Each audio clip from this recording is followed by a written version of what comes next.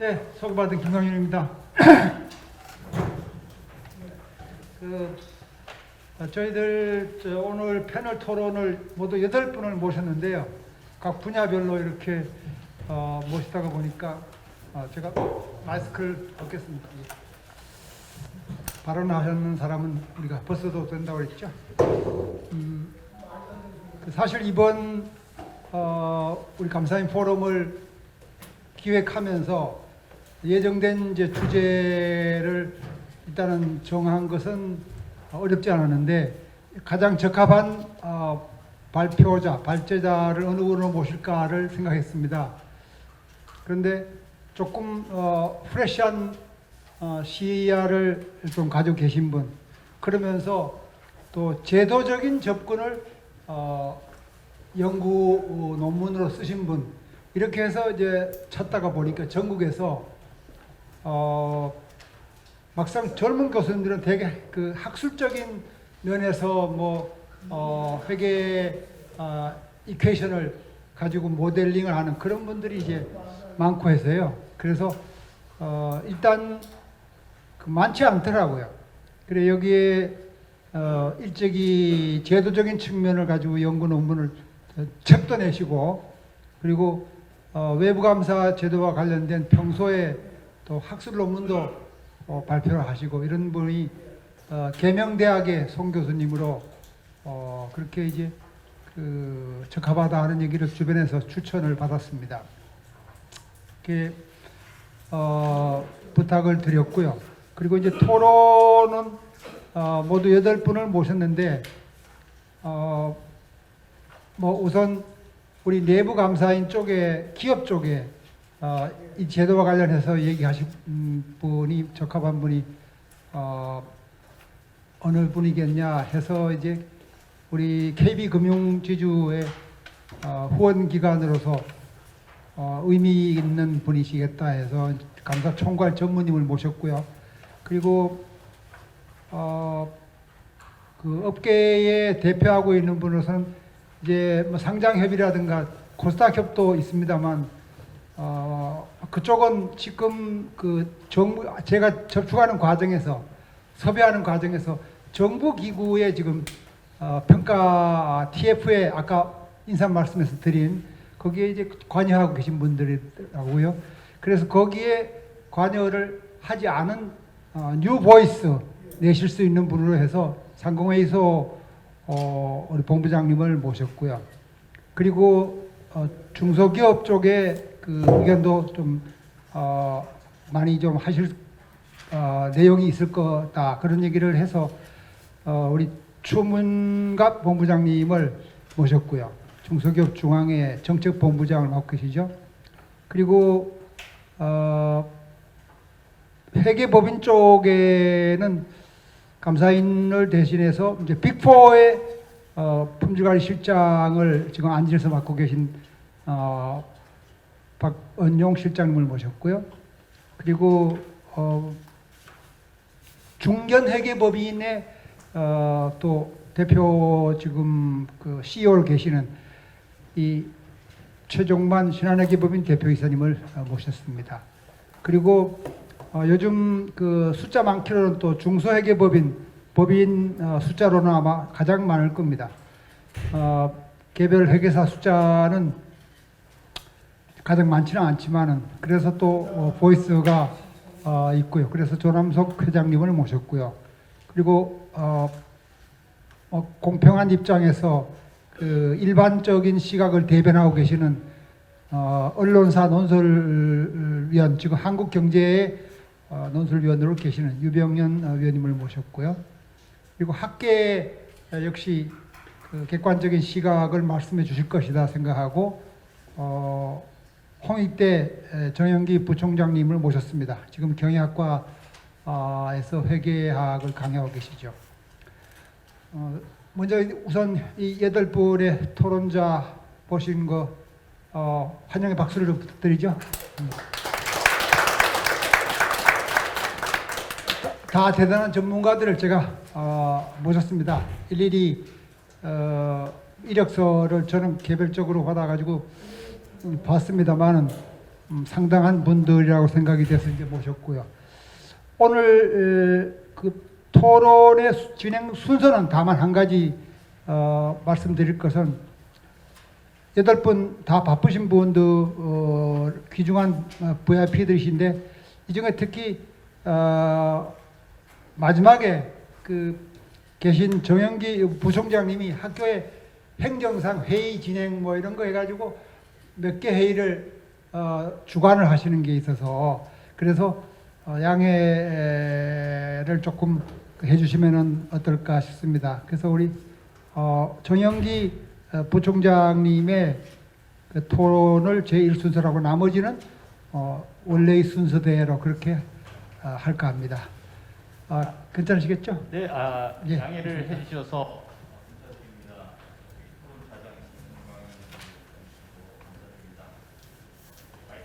마이크 잘 안. 예. 일단 71쪽의 내용의 첫 번째는 뭐냐면 우리가 이제 새로운 제도를 도입할 때 그것을 그냥 한국어로 이렇게 번역해서 도입할 것이 아니고 이미 이제 도입된 나라의 그 감사위원이라든지 감사 실무, 감사인의 투입이라든지 이러한 것들을 좀 미리 챙겨서 우리나라에 도입했을 때 어떠한 그것들이 예견되는지 하는 것들을 면밀하게 검토하는 작업이 선행될 필요가 있다 하는 것들을 말씀드리고 싶고, 예를 들면 이제 국제 감사 기준도 그랬고 이제 국제 회계 기준도 좀 그러한 측면이 있는 것 같습니다. 두 번째는 이제 도입, 그러니까 지금 제가 말씀드리려는 것은 이제 감사 기준, 감사인이 감사 실무를 수행하는 데 있어서 이제 감사 기준과 관련해서도 이러한 그 이미 도입된 나라들인 경우에도 새로운 국제 감사 기준을 도입하고 나서 그것이 현재 감사 실무라든지 또 감사 품질에 어떠한 영향을 미치고 있는지 하는 것들을 도입 이후에 포스트 임플레멘테이션 리뷰 같은 것들을 통해서 다 이렇게 점검을 하는 과정을 겪고 있더라 하는 것들을 말씀드릴 수 있고, 또 세 번째는 우리나라의 독특한 외관법이라든지 하는 그런 우리나라의 재무보고 체계나 환경에 대한 고려를 할 필요가 있다. 이러한 이제 앞으로는 이러한 그 세 가지 점을 좀 우리가 고려하도록 하자 하는 그런 일반적인 얘기였고, 두 번째는 그 다음 페이지입니다. 이것은 제가 이제 그 외부 감사위원과 감사위원회 관련해서 이것이 어차피 다 이제 회계 투명성을 위한 여러 이제 제도 중에 하나인데 그 감독 당국에 좀 부탁드리고 싶은 것은 뭐냐면 제가 이제 감사위원장, 기업의 감사위원장이나 그 사회이사로서 이제 경험을 쭉 이렇게 보니 실제 이제 그 외부 감사인과 그 감사위원회 위원들 또 사회이사하고의 커뮤니케이션을 기업에서 굉장히 뭐라 그럴까 심각하게 생각하고 계시더라고요. 그러니까 외부 감사인과 그 회사의 그 사회이사 또는 외부의 감사위원회 위원들이 만나서 도대체 무슨 얘기를 하는지에 대해서 굉장히 뭐라 그럴까요?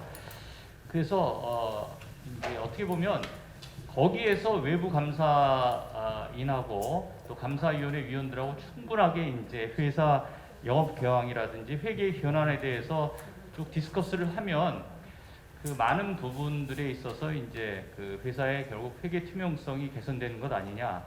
이 말씀을 왜 드리냐면 사회이사나 감사위원회도 회사의 경영진과 직접 대면했을 때는 이렇게 이제 직접적인 어떠한 그 문제를 지적한다든지 그런 것이 사실상 어렵더라. 또 외부 감사인도 경영진에게 직접 그런 얘기를 다이렉트로 커뮤니케이션 하기는 그 다음 감사 계약이라든지 그런 것들이 걸려 있기 때문에 직접 하기는 어려운데 그것들을 이제 그 감사위원회나 또 사회이사하고의 커뮤니케이션을 통해서 좀 많이 해소할 수 있는 여지가 있더라 하는 것들이 이제 실제적인 경험입니다. 그래서 이러한 내용들에 있어서 그 감사 조서에 형식적으로 감사위원회와 외부 감사인이 커뮤니케이션 할 것이 아니고 실질적으로 커뮤니케이션에 참석한 구성원은 누구였는지, 소요 시간은 얼마나 걸렸는지, 또 요거 마지막에 제가 써 있는 회계부서나, 그러니까 회사의 회계부서 담당자나 임원의 배석 여부, 임원이 배석돼 있거나 회사의 그 회계부서의 담당자가 배석해 있으면 외부감사인이나 사회이사가 실제로 이제 허심탄회하게 회사의 현안 문제를 논의하기가 사실상 어렵다. 그래서 이제 이러한 것들에 대한 것들을 좀 감사 조서에 좀 문서화를 하도록 이렇게 이제 회계 법인에 대한 품질 관리 감리라든지 하는 것에 이렇게 좀 규정화 시켜 놓으면 아무래도 좀 사회이사로서 또는 감사위원회로서의 그 역할과 기능이 제대로 수행될 것이 아니냐 하는 그런 생각이 들었고요. 그 다음에 세 번째, 외부감사인 선정 프로세스에 대해서는 좀 이것이 제가 이렇게 썼지만 이것은 좀 어떻게 보면 현재 이렇게 이루어지고 있는 회사들은 제가 보기에 여기 오신 국민은행 같은 회사 말고는, 국민지주라든지 그런 회사 말고는 이렇게 실질적으로 되는 회사들은 많지 않은 것 같아요. 즉 첫째는 뭐냐면은 회사에서 3 내지 4개 정도의 이제 그 외부 감사인 리스트, 후보 리스트를 만들어 놓고, 두 번째 외부 감사인의 평가 기준을 만들어 놓고, 그 다음에 평가 기준 초안을 그 감사위원회 또는 사회이사들한테 이제 주어서 그 외부 감사인 선임 평가 기준에 대해서 평가 기준이 제대로 되었는지 하는 것을 심의하도록 하고, 이렇게 확정이 되면 그 감사위원회가 그 이제 평가 기준을 가지고 외부 감사인 3개 내지 4개 이렇게 회사에서 준 리스트에 올라 있는 감사인을 이제 평가하고, 감사인이 선정이 되면 이제 그 다음 단계로 이제 회사에서 감사 보수를 이제 외부 감사인과 협의를 해서 결정하는 이런 프로세스가 어떻게 보면 이상적인 프로세스라고 할 수 있는데, 가장 최소한의 프로세스라고 할 수도 있는데, 이런 프로세스도 제가 보면 대부분의 많은 회사에서 이런 프로세스대로 진행되고 있는 것 같아 보이지는 않았습니다. 제가 정답은 알 수 없지만. 그리고 네 번째 꼭지는 여기에 이제 없지만, 아까 이제 발표자도 얘기했지만, 외부 감사인 지정과 관련돼서는 한국공인회계사회의 역할이 필요하다라고 저는 좀 말씀드리고 싶습니다. 지금 현실이 어떠냐면, 학교 법인인 경우에 총 18개 학교 법인 중에서 올해 16개 법인이 지정 대상이 되었습니다. 그러니까 법인이 지정되고 나니까 외부 감사인과 학교 법인하고 이제 감사 보수라든지 표준 감사 시간에 대해서 이제 얘기를 하는데, 어떤 결과가 초래됐냐면, 대부분 16개 학교 법인이 지정된 감사인을 철회하는 결과가 초래됐어요. 왜 철회하게 됐느냐? 종전에 부담하던 감사 보수에 적게는 2.5배, 많게는 3배 이상 이제 감사 보수가 이제 이렇게 올랐다라고 이제 얘기를 저도 들었고, 그렇게 해서 이제 결국 학교 법인과 외부 감사인 간의 어떤 갈등 관계만 조성이 되더라. 그러면 어떻게 될 것이냐? 한국공인회계사회 회장이라든지 공인회계사의 집행부가 사학법인을 쭉 이렇게 연합해 있는 사학진흥재단이라고 있습니다. 그럼 감사인 지정제가 도입이 될 거다라고 얘기를 하면, 그 한공회 회장단하고 사학진흥재단, 그러니까 그 밑에 여러 이제 사학법인들이 속해 있는 사학진흥재단의 이사장이라든지, 그 다음에 이제 교육부의 이제 담당 주무부서장이라든지, 이렇게 이제 세 그룹이 이제 동시에 만나서 앞으로 이제 사학법인에도 감사인 지정이 되고, 감사인 지정으로 인해서 이러한 그 효과, 재보고의 신뢰성이 이제 제고될 수 있다라는 그런 유익한 점, 그런 것들을 가지고 충분히 사전에 의사소통을 하도록 하면, 마치 각 학교 법인에서 감사인 지정 처리를 하는 등의 개별적인 어떠한 저항은 없었을 것이다. 그러니까 이제 미리 공인회계사회 차원에서 이러한 예견되는 갈등을 미리 예상을 해서 사학들의 이제 그 그룹이라고 대표 단체라고 할 수 있는 사학진흥재단과 같이 이제 커뮤니케이션을 할 필요가 있다. 마찬가지로 여기 이제 우리 상공회의소 조사본부장도 나오셨는데 상공회의소라든지 상장회사 협의회 그러한 이제 단체들하고 일반 회사인 경우에 표준감사 시간제나 지정제가 도입되기 전에 한 1년이나 2년 전부터 꾸준하게 뭐 서로 이제 뭐 연구를 같이 한다든지 공동 조사를 한다든지 이렇게 해서 충분히 좀 한 스텝 쌓아가서 표준 감사 시간제나 지정제가 이렇게 도입이 되어야지 되는데 그런 사전에 뜸들이는 절차가 없이 그냥 법을 통해서 일방적으로 밀어붙이려는 그러한 어프로치는 이렇게 소프트랜딩 하는데 적절치 못했다. 이런 점에서 이제 앞으로 이런 한국공인회계사회나 또 회계법인 또 외부 감사인 간의 이런 갈등 관계가 많이 조성이 된다면 적극적으로 우리 감사인 연합회가 나서서 중간에 양자 간에 좀 중재할 수 있는 역할도 좀 기대할 수 있을 것 같다. 이런 이제 생각을 갖게 되었습니다. 이상으로 토론 마치도록 하겠습니다. 네, 감사합니다. 지금 그 패널 토론을 해주신 이창익 또 부총장님 일찍 나와서시기 전에 여기 대해서 잠깐 질의는 받고 와야지. 그냥 가시고 하니까 그래서 이제 지금 말씀하신 데서 뭐 여기 특별히 추가 사항도 말씀하셨는데요. 외부 감사인 지정 과정에 이제는 교육도 교육부의 관련 규정에 의해서 이제 법 개정이 됐죠. 이제 주기적 지정제가 4+2로 이제 거기는 도입이 된다고 그러죠.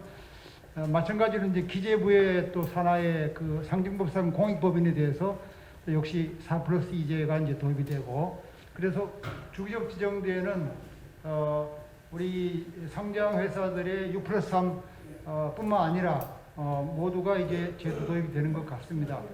이런 걸 계기로 해서 지금 그 지정 과정에서 정착을 우리 소프트 랜딩을 위해서 분명히 사회적으로 좋은 제도라고 해서 도입을 하는 건 좋은데 좀 소프트 랜딩이 될 수 있도록 좀 중재하는 역할을 부탁을 하셨어요.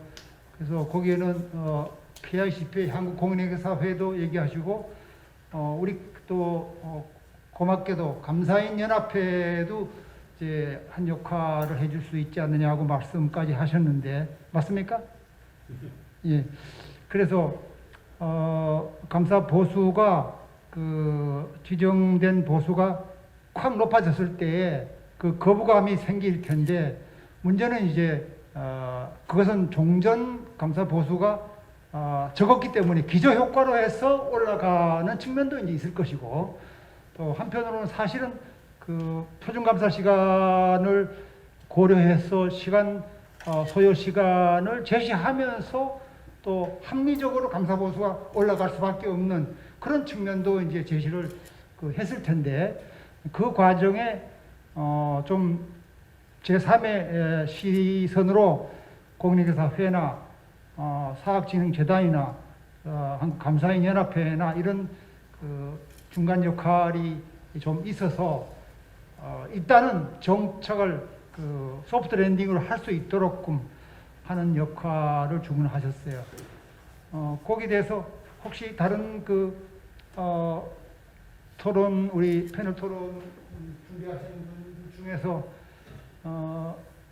뭐 대안이나 또는 관련된 뭐 질문이나 뭐 좋습니다만 가시기 전에 아주 바쁘신 분이시기 때문에 가시기 전에 좀 한 말씀 하실 분 계시면 얘기를 좀 해주시죠. 예. 예, 우리 조남석 우리 예. 중소회계법인 협의회 회장님께서 말씀을 하시겠답니다. 예, 안녕하세요. 조남석입니다. 그 이제 그 사학기간 감사하는 입장에서 보면 사실은 투입 시간 대비 이제 그 전에 보수가 사실 너무 작았었어요. 작고 지금 사학진흥재단에서 이제 그 샘플 해가지고 감리를 하는데 감리 발생 확률이 엄청 높아요. 그래서 아마 서너 개 정도 하면 하나 정도 감리 걸리는 이런 정도라 그 감리를 대비한 그 내용으로 보면 시간 투입 대비 거의 그 시간당 수수료가 5만 원에도 훨씬 못 미치는 정도의 수준으로 알고 있고, 그래서 아마 그 지정받은 그 사학기관들은 예전보다 2배, 3배 정도 아마 나올 수밖에 없는 상황일 것도 같아요. 그래서 근데 이제 사학기관 입장에서 항상 그 예산 자체가 뭐 굉장히 좀 작은 사학기관이 많기 때문에 그 좀 문제가 될 거는 확실하고요. 그다음에 이게 이런 제도를 시행할 때 제가 제 얘기하는 시간에 잠깐 말씀을 드리려고 했는데, 원래 사학기관 그 감사 계약을 체결하는 기간이 원래 6월 말이에요. 원래 이제 사학기관은 그 어차피 학기가 이제 3월 1일부터 시작되기 때문에 그 4개월 이내에 이제 감사 계약을 체결해서 그 보고를 하게끔 원래 이제 사립학교법 이렇게 돼 있는데, 이제 막 최근에 아마 배정된 걸로 알고 있어서 이게 좀 뭔가 제도를 시행할 때 너무 이게 좀 급하게 여유 시간이 없이 시행되게 해서 항상 문제가 발생하는 것 같아요. 이것도 아까 이제 우리 그 교수님도 얘기하셨지만 너무 급하게 또 이게 시간이, 그러니까 감사 계약 그 기간이 원래 6월 말인데 그것 때문에 올해 한해서 감사 계약을 늦춰졌거든요. 이거를 시행하면서 그게 제도 시행이 늦어지기 때문에. 그러니까 이게 그렇게 급하게 꼭 올해 안에 그거를 했어야 되는 생각이 들어서요. 이게 뭐 제도를 시행할 때 좀 그 숙려 기간이 필요한데, 그거를 항상 그 어떤 제도에 대한 성과를 빨리 좀 보여주기 위해서 너무 급하게 항상 제도가 시행되는 거 같아서 그게 항상 안타깝더라고요. 예, 의원님은 말씀을 하신 것 같죠? 좀 3월 말 보통 그 사학법인들이 2월 말 종료합니다. 사업연도가. 그럼 거기에 6월 말까지 아마 그 지정을 하도록 그렇게 됐다가 돼 있었던 모양이죠.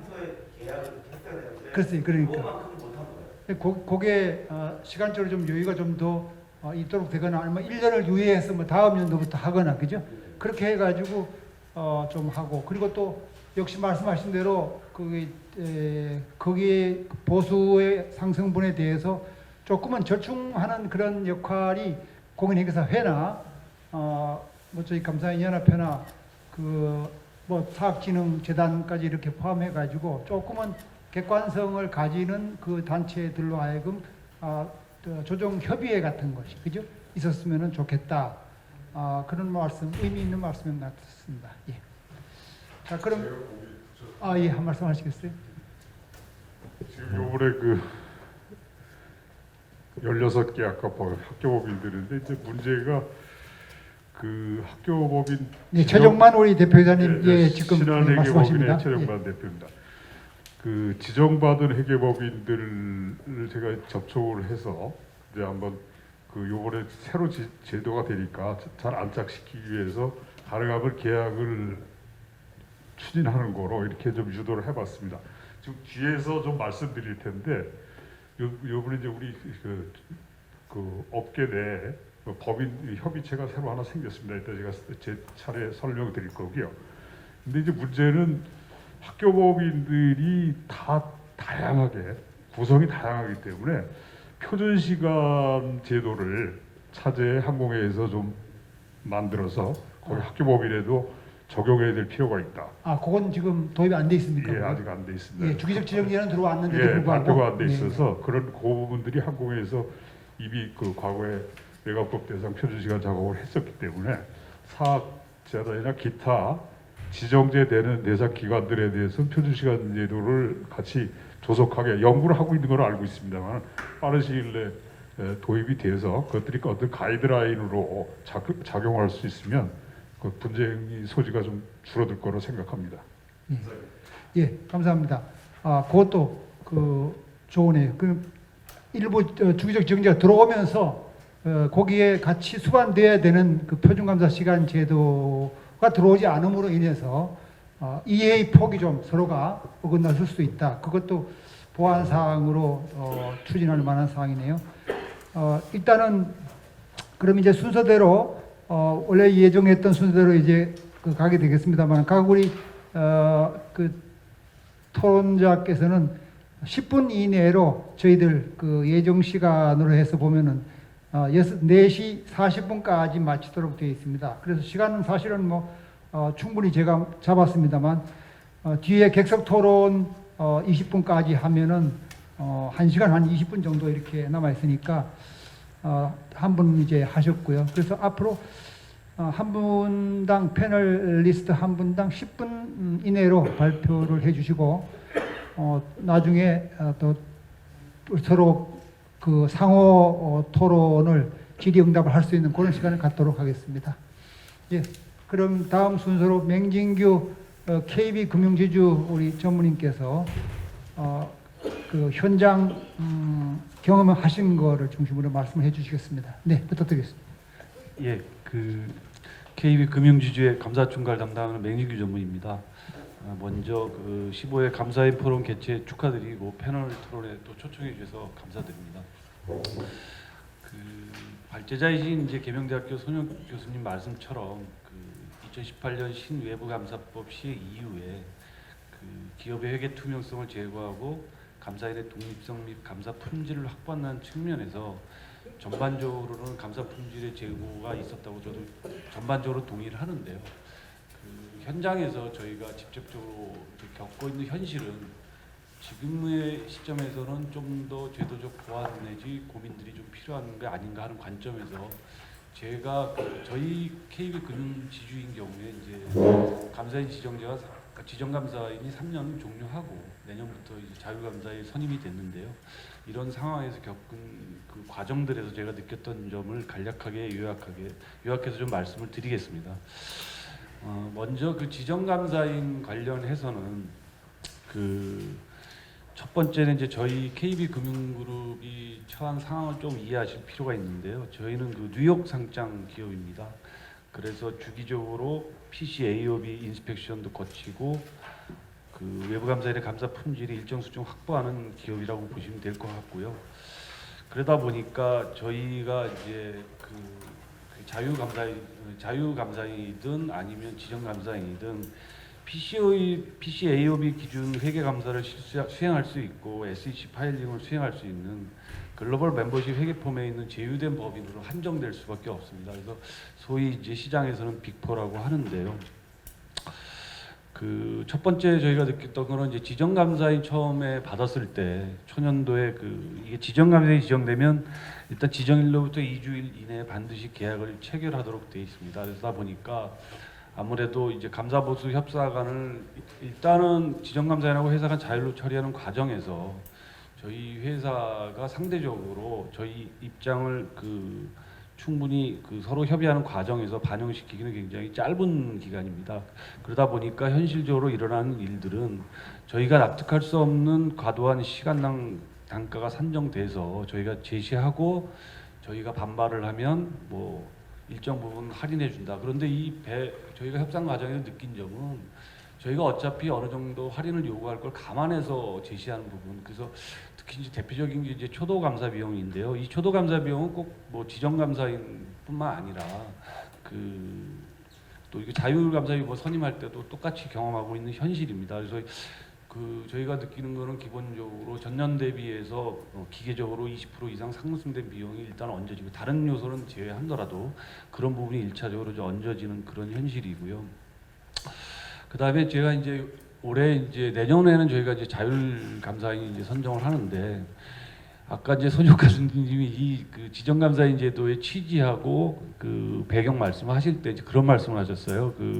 자율감사에 선정실 때는 이제 외부감사인과 감사보수의 덤핑 경쟁이 있을 수 있어 감사보수 하락한다.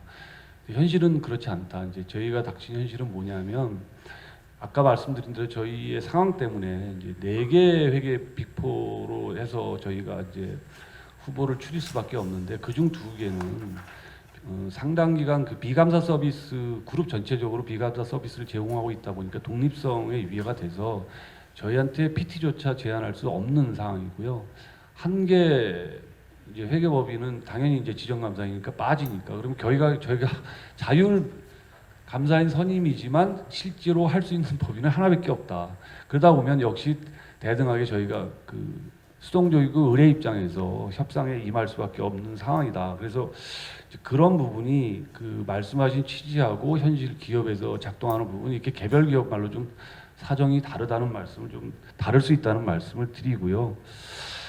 특히 이 감사보수 단가 관련해서는 아까 뭐 다른 사례도 말씀하시지만 저희 금융 그룹들이 겪고 있는 것들은 시간당 단가는 꾸준히 그 발표하신 자료와 다르게 상당히 높은 수준으로 꾸준히 인상이 되어 왔고요. 그런데 그냥 그 이것이 합리적으로 저희가 추정해서 저희가 납득할 수 있는 단가가 아니라 이제 회사가 일방적으로 제시한 단가이다 보니까 이런 부분들이 물가 상승률이라든가 예를 들면 저희 그룹 같은 경우에 늘 이제 비용 부담의 그 기준이 있는데요. 이제 저희 내부의 그 산별 임금 상승률이 모든 부분에 이제 기초가 됩니다. 근데 이런 부분에 있어서 제한하는 이런 부분도 어떤 가이드도 좀 필요한 부분이 좀 있어 보인다고 좀 말씀을 드리고 싶습니다. 그래서 저희가 그 발표 자료에는 그래서 이런 지정감사인 경우에 감사 품질이 일정 부분 제고된 기업들에 한해서는 그 유예한다든가 아니면 집권사유 해당 시에 뭐 3개년 지정 방식을 운영한다든가 뭐 그런 예시들을 저희가 좀 제시를 해놨는데요. 어떤 것이 맞다기보다는 아까 말씀드린 그 최초 얘기로 다시 돌아가면 일괄적 적용에 대한 기업이 저희 같은 물론 이제 중소기업의 현실은 저희보다 상당히 더 어렵고 비용 부담이 있을 수 있습니다. 그러나 대기업이라고 해서 회계 없이 말씀하신 것처럼 그런 관점으로 꼭 접근하고 그런 처한 현실은 아니다 이런 말씀을 드리고 싶고요. 이제 제가 두 번째로 드리고 싶은 말씀은 이제 다시 이제 상황적 얘기를 좀 말씀드려야 되는데요.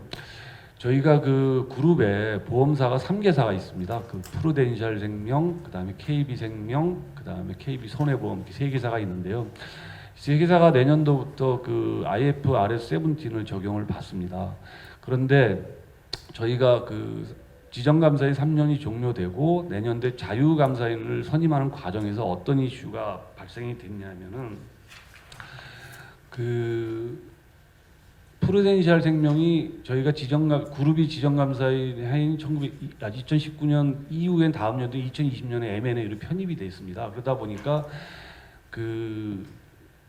이 지정감사인의 그 불일치가 그룹하고 일견이 이제 차이가 발생을 하거든요. 그런데 자유감사인을 선임을 할 때는 이 불일치되는 부분을 해임을 할 수가 없도록 지금 현재 돼 있습니다. 그래서 이런 부분이 있다 보니까 어떤 이슈가 회계적으로 발생을 하냐면 IFRS 17에 겹쳐서 중복감사 비용 그 무슨 얘기냐면은 그 저희 프루덴셜을 감사한 그 감사인이 감사한 거를 그룹의 그 감사인이 다르다 보니까 차이가 발생하다 보니까 연결 감사 관점에서 동일한 감사를 반복해야 되는 감사 이슈가 있거든요. 이건 결국에는 이제 중복 감사 비용이 이제 발생하는 부분입니다. 그래서 이 부분은 저희가 그동안 이제 제도적으로 이슈 제기를 계속 해왔습니다. 예를 들면 금년도 3월에 금융위원회 공정시정과 앞으로 법령 해석 비조치 의견서를 제출한 바 있는데 내용은 뭐냐면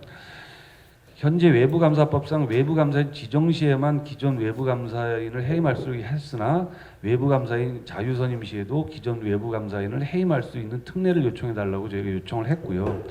이 부분에 대해서는 이제 금융위원회에서 답이 왔고요. 외부감사인 해임 특례를 인정할 수 없다는 짤막한 답변을 저희가 서면으로 5월달에 받았고요. 추가적으로 그래서 저희가 다시 금융위원회 공정시정과하고 국무조정실 규제개혁신문고 앞에 입법 의견을 9월달에 제출을 했습니다. 동일한 내용으로 외부감사법 시행령 개정 요청을 했고요.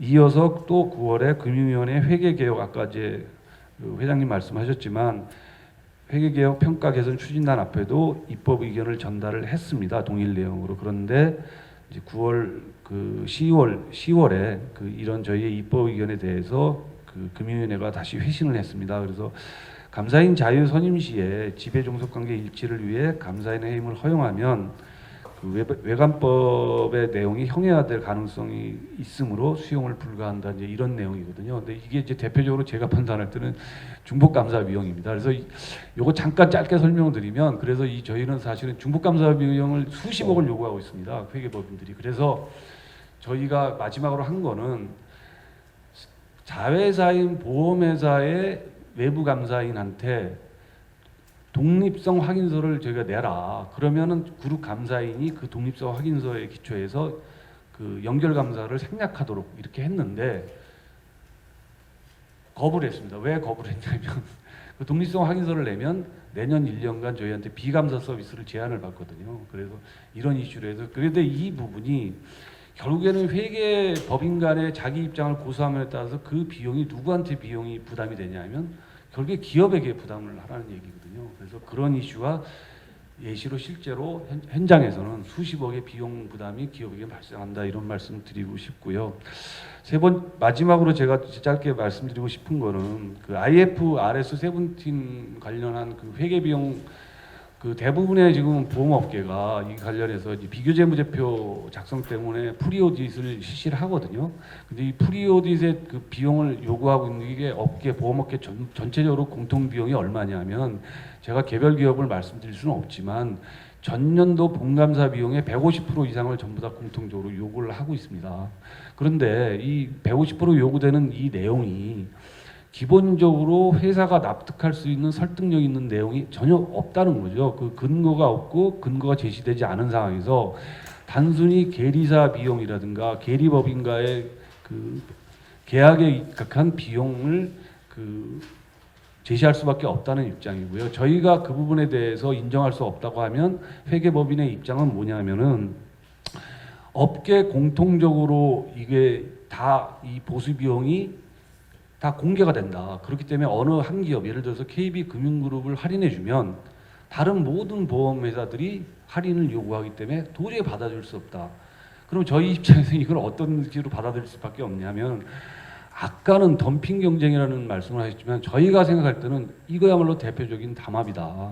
이렇게밖에 그러니까 제가 이 표현이 과했다면 용서해 주시고요. 혹시 회계법인에서 오셨다면 이 과도하다고 생각하시면 저 용서를 구합니다. 근데 현실적으로는 느껴지는 거는 그렇다는 말씀을 양해 말씀드리면서 기업 입장에서는 그렇게 느껴질 수 있다. 이렇게 좀 크게 좀 양해해 주시면 좋겠습니다. 그래서 마지막 관련해서는 이런 제안을 좀 저희가 계속 회계법인들한테 사실은 요청을 했었거든요. 뭐냐면 한국 공인회계사협회든 어디든 이런 부분에 큰 회계제도의 변경이 있을 때 이 부분에 대해서 표준 감사 시간 기준으로 얼마의 비용 부담이 적정한지의 가이드를 좀 내도록 제시하도록 그렇게 좀 요청을 해달라. 그런데 회계법인 그런 요청 안 한 걸로 저는 확인을 했거든요. 근데 그런 가이드가 있다면 이거 협상에 임하는 큰 IFRS 17과 같은 큰 회계제도의 변경이 기업에 적용될 때 특히 보수 협상을 할 때 그런 가이드에 기초해서 이게 어느 정도의 합리성이 있는지를 기업 입장에서는 추정을 할 수 있는데 이제 그런 가이드가 없다 보니까 굉장히 어렵다. 협상 전개가.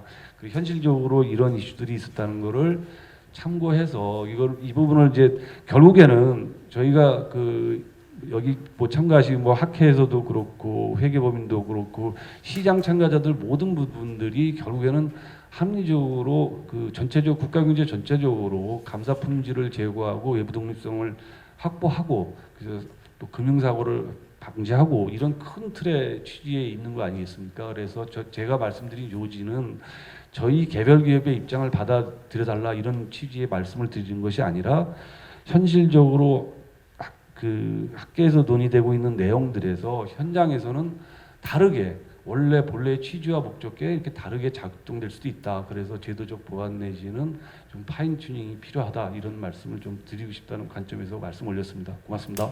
예, 감사합니다. 제가요 한 가지만 질문해도 되겠습니까? 지금 예. 국민수죠? 이따가 한꺼번에 한보다 지금 바로 질문하는 게 좋을 것 같아요. 그래요? 예, 간단합니다. 그래 간단하게 그럼 질문해 주시죠. 왜냐하면 예. 그 우리 KB금융지주 뭐 저도 잘 알고 그러는데 마이크가 지금 뭐- 저 플로어에 네. 마이크가 있죠. 마이크 있어? 좀 아주 좋으신 말씀 많이 하셨는데요. 그러면 우리 뉴욕에 상장이 돼 있으니까 우리 요새 글로벌 시대에 다 국제적 비교가 많이 필요하지 않습니까? 그럼 뉴욕에 상장된 다른 상장법인들 가급적이면 거기에도 이제 금융기관도 있을 테니까 거기에 감사 투입 시간이나 보수하고 우리 KB금융지의 보수하고 한번 비교를 해보셨는지 그러면 그게 상당히 더 좀 유리한 자리가 있거든요. 왜냐하면 기본이 낮은 자세에서 시작을 하다 보니까 좀 낮을 수도 있거든요. 그러니까 이게 높다고 느껴지는 거거든요. 그래서 혹시 국제적 제가 옛날에 제 참여위원회인데 우리은행 감사를 해보니까 우리은행 본점의 감사가 뉴욕 지점 감사의 10분의 1뿐이 안 되더라고요. 그럼 한 20년 전 얘기지만 과연 얼마만큼 그동안에 현실화된지 모르겠지만 우리도 글로벌 스탠다드 더구나 해외 증시에 상장을 하고 IFRS 감사를 받고 그러면은 해외에 있는 그거 다 내라는 얘기가 아니지만 비교해 보면 우리나라의 보수 수준이 정기 대비 얼마라고 할 사항은 아니지 않느냐 그런 관점에서도 한번 검토해 볼 수가 있고 저는 앞으로도 우리 보수 수준이 IFRS에서 전 세계적으로 다 통합이 되고 다 이렇게 상장을 하면은 한번 국제적 비교를 하면서 과연 우리나라 전체 감사 보수 수준이 어떤 것인지 그것도 한번 비교해 볼 필요가 있지 않겠느냐 이런 말씀이십니다. 네, 뭐, 감사합니다. 나름대로 굉장히 일리 있는 말씀이라고 저는 생각을 하고요. 당연히 뭐 그런 측면의 고려가 그 회계법인에서는 있을 수 있다. 다만 제가 좀 외람되지만 이런 말씀 올리고 싶습니다.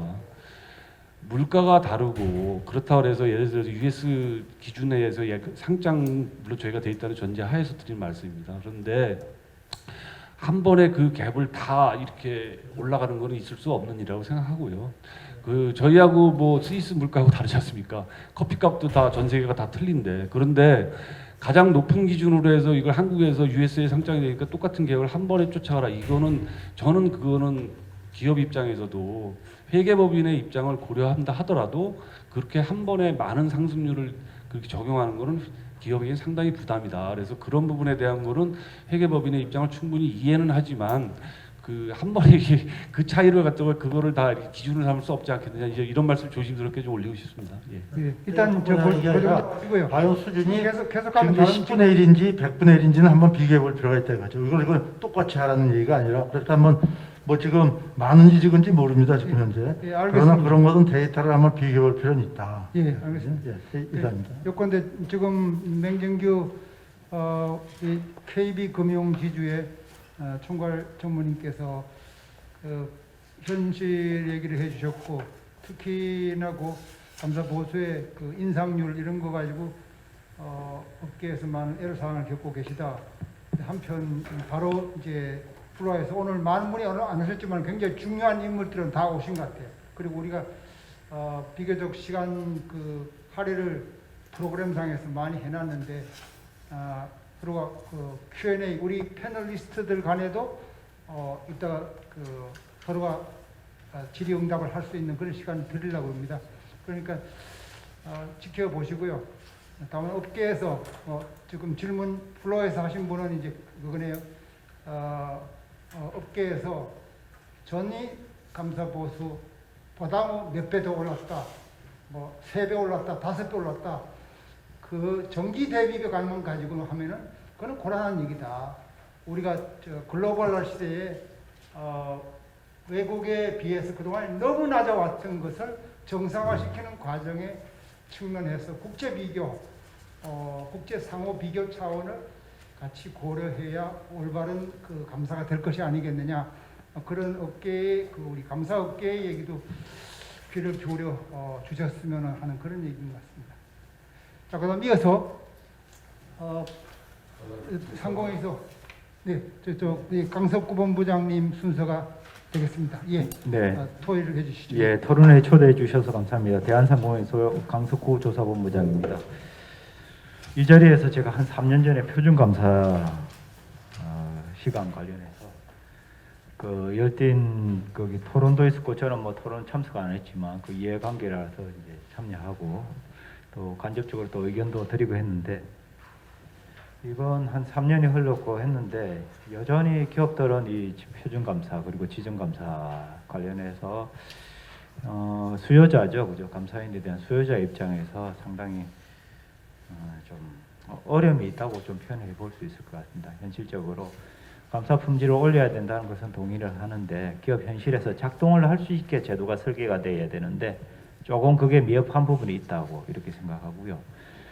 그리고 이제 감사 이제 공급자인 이제 그 회계법인들의 어떤 구성을 봤을 때는 이제 제가 논문을 읽었을 때는 빅4하고 non 빅4를 구성했을 때 좀 어떤 거기 생태계는 조금 골고루 퍼진 것 같습니다. 보니까 그런 그 감사 공급자 입장에서는 빅4에 대한 어떤 집중도가 높아졌는데 이게 non-빅4로 좀 퍼졌다는 이런 생각이 들고 거기에 이제 감사 전체 그 시장으로 봤을 때는 뭐 긍정적인 효과로 볼 수 있을 거라고 봅니다. 그리고 소유자하고 이제 거기 공급자 그 동일한 시각을 이제 그거는 이제 표준 감사 시간이 늘면서 어느 정도 이제 그 감사 품질이 좀 제고되었다는 얘기는 좀 일부 뭐 완전히 일치하지는 않지만 비슷하게 좀 방향성을 가지고 있지 않겠느냐 하는 생각입니다.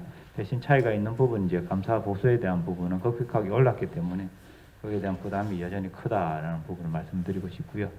먼저 하나하나 좀 말씀을 드리면 주기적 지정 감사제 관련해서 특히 이 부분은 거기 대기업에서 조금 가장 좀 애로를 겪는 부분이 아닌가 이렇게 생각을 합니다. 왜냐면은 결국은 이제 대기업들은 빅4에서 거기 감사를 받을 수밖에 없는 구조적인 상황이고요. 특히 이제 비감사 용역에 대한 부분을 지금 맡고 있기 때문에 그 부분을 제외하고 결국은 이제 감사를 받아야 하기 때문에 현실적으로 이게 이제 지정 감사를 돌아왔을 때 한계가 있을 수밖에 없다는 거죠. 그리고 특히 내부 회계 관리 제도까지 연결되면 독립성을 거기 해치지 않는 범위에서 감사인을 선임해야 된다는 것은 상당히 어려운 문제입니다. 그래서 결국은 이제 그 지정 감사가 돌아오면은 결국은 거기에서 이제 그 가격 협상에 대해서 결국은 문제가 생기는 거죠. 그리고 결국은 이제 가격의 어떤 협상 구조에서 분리의 구조를 떠날 수밖에 없는 이런 구조가 된 거는 좀 고쳐야 되지 않겠느냐 이런 생각입니다. 그래서 만약에 거기 감사인을 거기 빅4에서 선임하는 과정에서 좀 지정 감사를 받더라도 조금 뭐 그렇게 어려움 없이 지정 감사 이제 수요자 입장에서 만족할 수준에서 쉽게 이제 어떤 시장에서 감사인을 선임할 수 있고 이렇게 하면은 그 풀이 좀 넓다면은 이 불만도 좀 적을 건데 풀이 너무 좁다는 거죠. 그 부분을 좀 공급자 입장에서도 좀 고려를 좀 많이 해주셔야 되지 않겠느냐 이런 생각을 합니다. 그래서 아까 이제 학교에서는 이게 여기 지금 아까 발표자께서 10페이지 제 원의 10페이지입니다. 보면은 이제 지정감사 감사인 교체에 대해서 이제 지금 우리나라 같은 경우는 이제 회계법인 자체를 이제 교체를 해야 되는 상황인데 외국 같은 경우는 이제 파트너 선에서 회계법인 교체가 아니고 파트너 선에서 혹시 교체가 가능하면은 이게 좀 접점에서 해결할 수 있는 부분이 아닌가 이런 생각도 좀 해보게 됐습니다. 그런 부분에 대해서 조금 시스템에서 좀 접근을 개선점을 좀 찾아 나가야 되지 않겠느냐 이런 생각입니다. 두 번째는 이제 표준 감사 시간 제도에 대해서 좀 말씀을 드리겠습니다. 표준 감사 시간이 많이 늘었죠, 그죠? 실제 이제 17년도에 이제 평균적으로 기업들 이제 평균 보니까 한 17년하고 21년도 비교해 보니까 시간 한 43% 정도 많이 늘었다고 그렇습니다. 이는 이제 확실히 이제 감사 시간이 늘기 때문에 감사 시간이 늘어서 이제 품질이 조금 뭐 개선됐다는 의견은 전반적인 의견인 거는 맞는 것 같습니다. 대신 이제 비용하고의 어떤 관계 이런 문제 때문에 좀 기업들의 불만이 많다는 부분이 전반적인 의견인 것 같습니다. 특히 이제 표준 감사 시간 그때 이제 도입할 때도 지적이 많이 된 부분인데 표준 감사 시간이 이게 표준이고 참고 준거가 되는 부분인데 실제 현실에서는 이게 최소 감사에 대한 걸로 느껴지기 때문에 실제 이제 기업 상황에 따라서는 기업 볼륨만 절대적으로 따지는 게 아니고 기업 상황에 따라서는 충분히 이제 감사 시간도 탄력적으로 조정할 수 있는 부분이 많은데 결국은 이 최소 시간으로라는 어떤 통념 비슷하게 지금 정착되어 있어 가지고 결국은 그 시간을 써야 된다는 이런 현실적 문제가 있는 것 같습니다.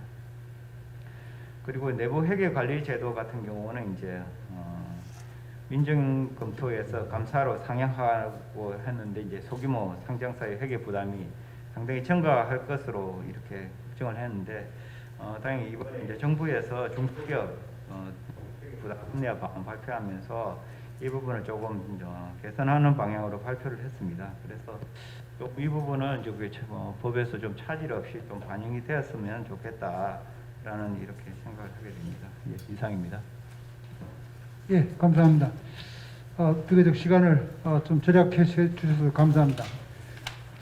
제가 상호 토론할 기회가 있으니까 순서를 바로 이어서 추문갑 본부장님, 우리 중소기업 중앙회 본부장님 예. 토론 부탁드릴까요? 예, 먼저 감사인 포럼에 저는 처음으로 초청을 받았는데 대단히 감사의 말씀을 드리고요.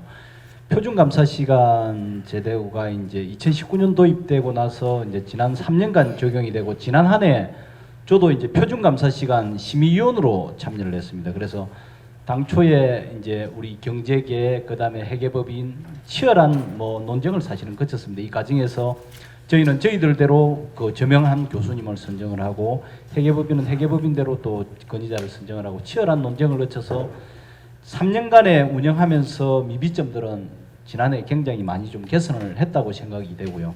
다만 아까 그 학교법인에 대해서 표준감사 시간을 못 정한 부분은 그건 맞는 것 같습니다. 그런 부분들은 그 당시에 그 대변하는 쪽도 아무도 학교법인에 대해서는 그런 논쟁이 없었습니다. 그러다 보니까 놓친 부분인데 아마 시행 첫 맞았고 이번에 이제 두 번째를 맞기 때문에 여기서 미흡한 부분들은 다음에 또 표준감사 시간을 설정을 할 때 상당 부분 보완이 될 수 있을 것 같고요. 그래서 저도 표준감사 시간에 대한 오해가 굉장히 많았는데 그 표준감사 시간 심의에 위원으로 참여하면서 일부 오해는 많이 풀렸습니다. 그런데 그 기본적으로 조금 전에 우리 강석구 본부장도 말씀하셨겠지만은 저도 이제 그 심의에 참여도 했지만은 표준감사 시간 자체가 이제 이게 사실상 이게 강행 내지 의무 규정이면서 이제 최소 감사 시간으로 인정되는 거는 이건 맞더라고요. 그리고 실제로 저희 측에서 연구 용역을 해준 교수님들 이런 부분들이 보면 다 물론 감사 시간이 늘어나니까 감사 보수도 당연히 늘어나겠죠. 그래서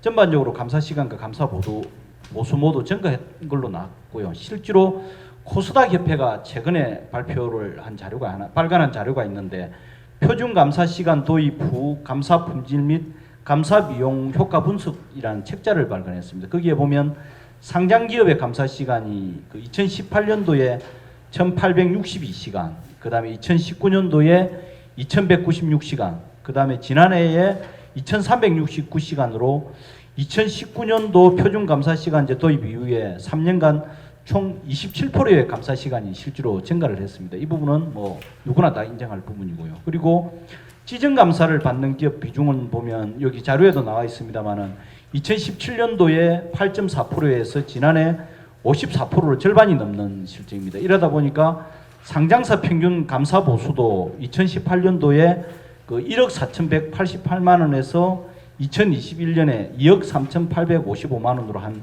68% 정도가 이게 공식적인 통계인 것 같고요.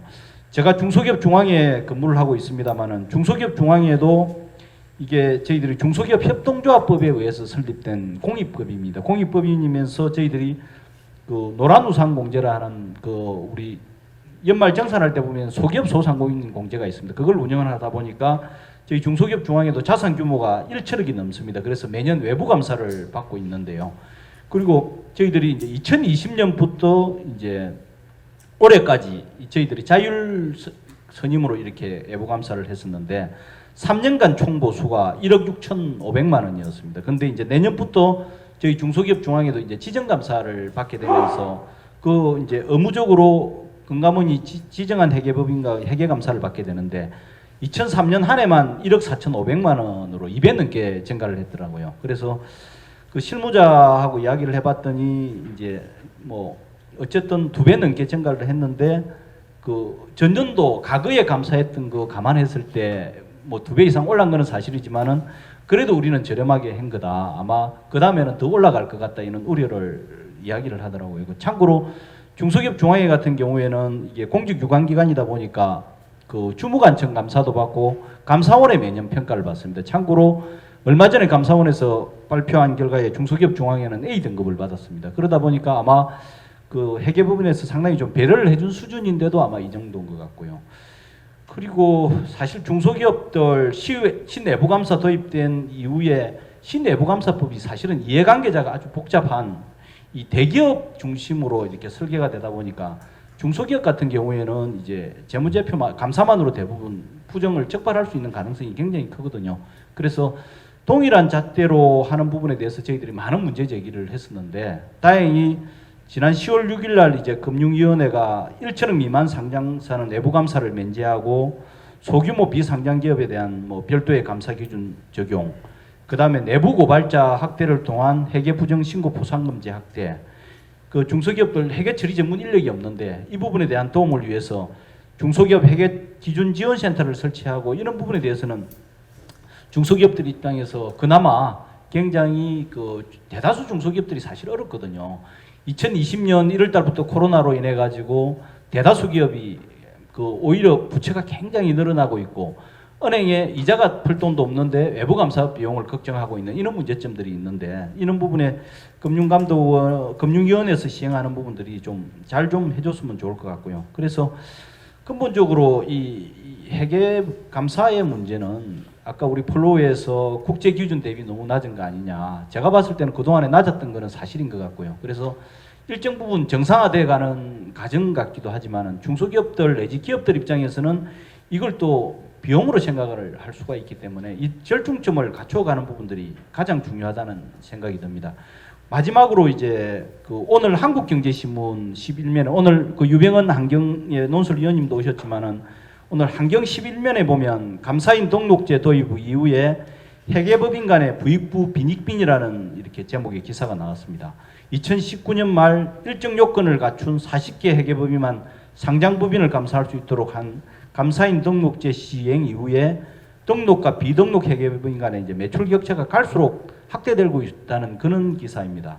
사실은 이런 부분에 대해서 모든 시장이라는 게 자본주의 시장이라는 게 경쟁이 있어야 되거든요. 근데 이 기사가 정확한 뭐 환경 정도의 메이저면 팩트는 맞겠죠. 그러면 이 40개 등록법인에 변동이 없다는 거거든요. 그런 부분은 사실은 문제가 있는 거거든요. 이 시장에서 원활하게 경쟁이 일어나야만이 이 경쟁을 통해서 회계 품질도 개선되고, 어떻게 보면 뭐 적정 비용을 받는 것은 좋지만은 경쟁이 일어나지 않는 부분들은 불만이 나올 수밖에 없습니다. 그래서 이런 불만 요소를 정당화시킬 수 있는 부분이기 때문에 이런 부분에 대해서 이게 그 소규모 회계법인들도 이렇게 새로운 기회가 주어질 수 있는 이런 선의의 경쟁 제도를 만들어주는 제도 개선도 좀 필요하지 않을까 생각이 됩니다. 이상입니다. 네, 좋은 말씀해 주셨고요. 상호 토론 역시 다음 기회에 가능하니까요. 우선 예정된 순서로 그 박원용 안전회계법인 품질관리실장님께 토론을 부탁드리겠습니다. 예, 안녕하십니까. 딜로이트 안전회계법인의 품질관리실 맡는 박원용이라고 합니다. 지금 1차 주기적 지정제도가 이제 3년 마치고 자유수임으로 전환되는, 어떻게 보면 이제 신외관법의 2라운드라고 볼 수 있는데요. 이 시점에 오늘 외부감사제도 개혁의 성과 그리고 그 과제를 주제로 토론하는 것이 굉장히 좀 의미가 있다고 생각을 합니다. 크게 뭐 세 꼭지로 말씀을 해주셨는데, 일단 첫 번째 주기적 감사인 지정 제도 관련해서 좀 말씀을 드리면, 우리 기업에서도 말씀 많이 하시지만 진짜 우리나라에만 독특하게 도입돼가 있는 제도입니다. 그래서 저희도 이제 글로벌 펌이다 보니까 외국에 우리나라에 이런 제도가 있다 이러면 야 그게 말이 되냐 하는 그런 또 반응을 보이는, 좀 어떻게 보면은 좀 색다른 제도다 이렇게 볼 수 있습니다.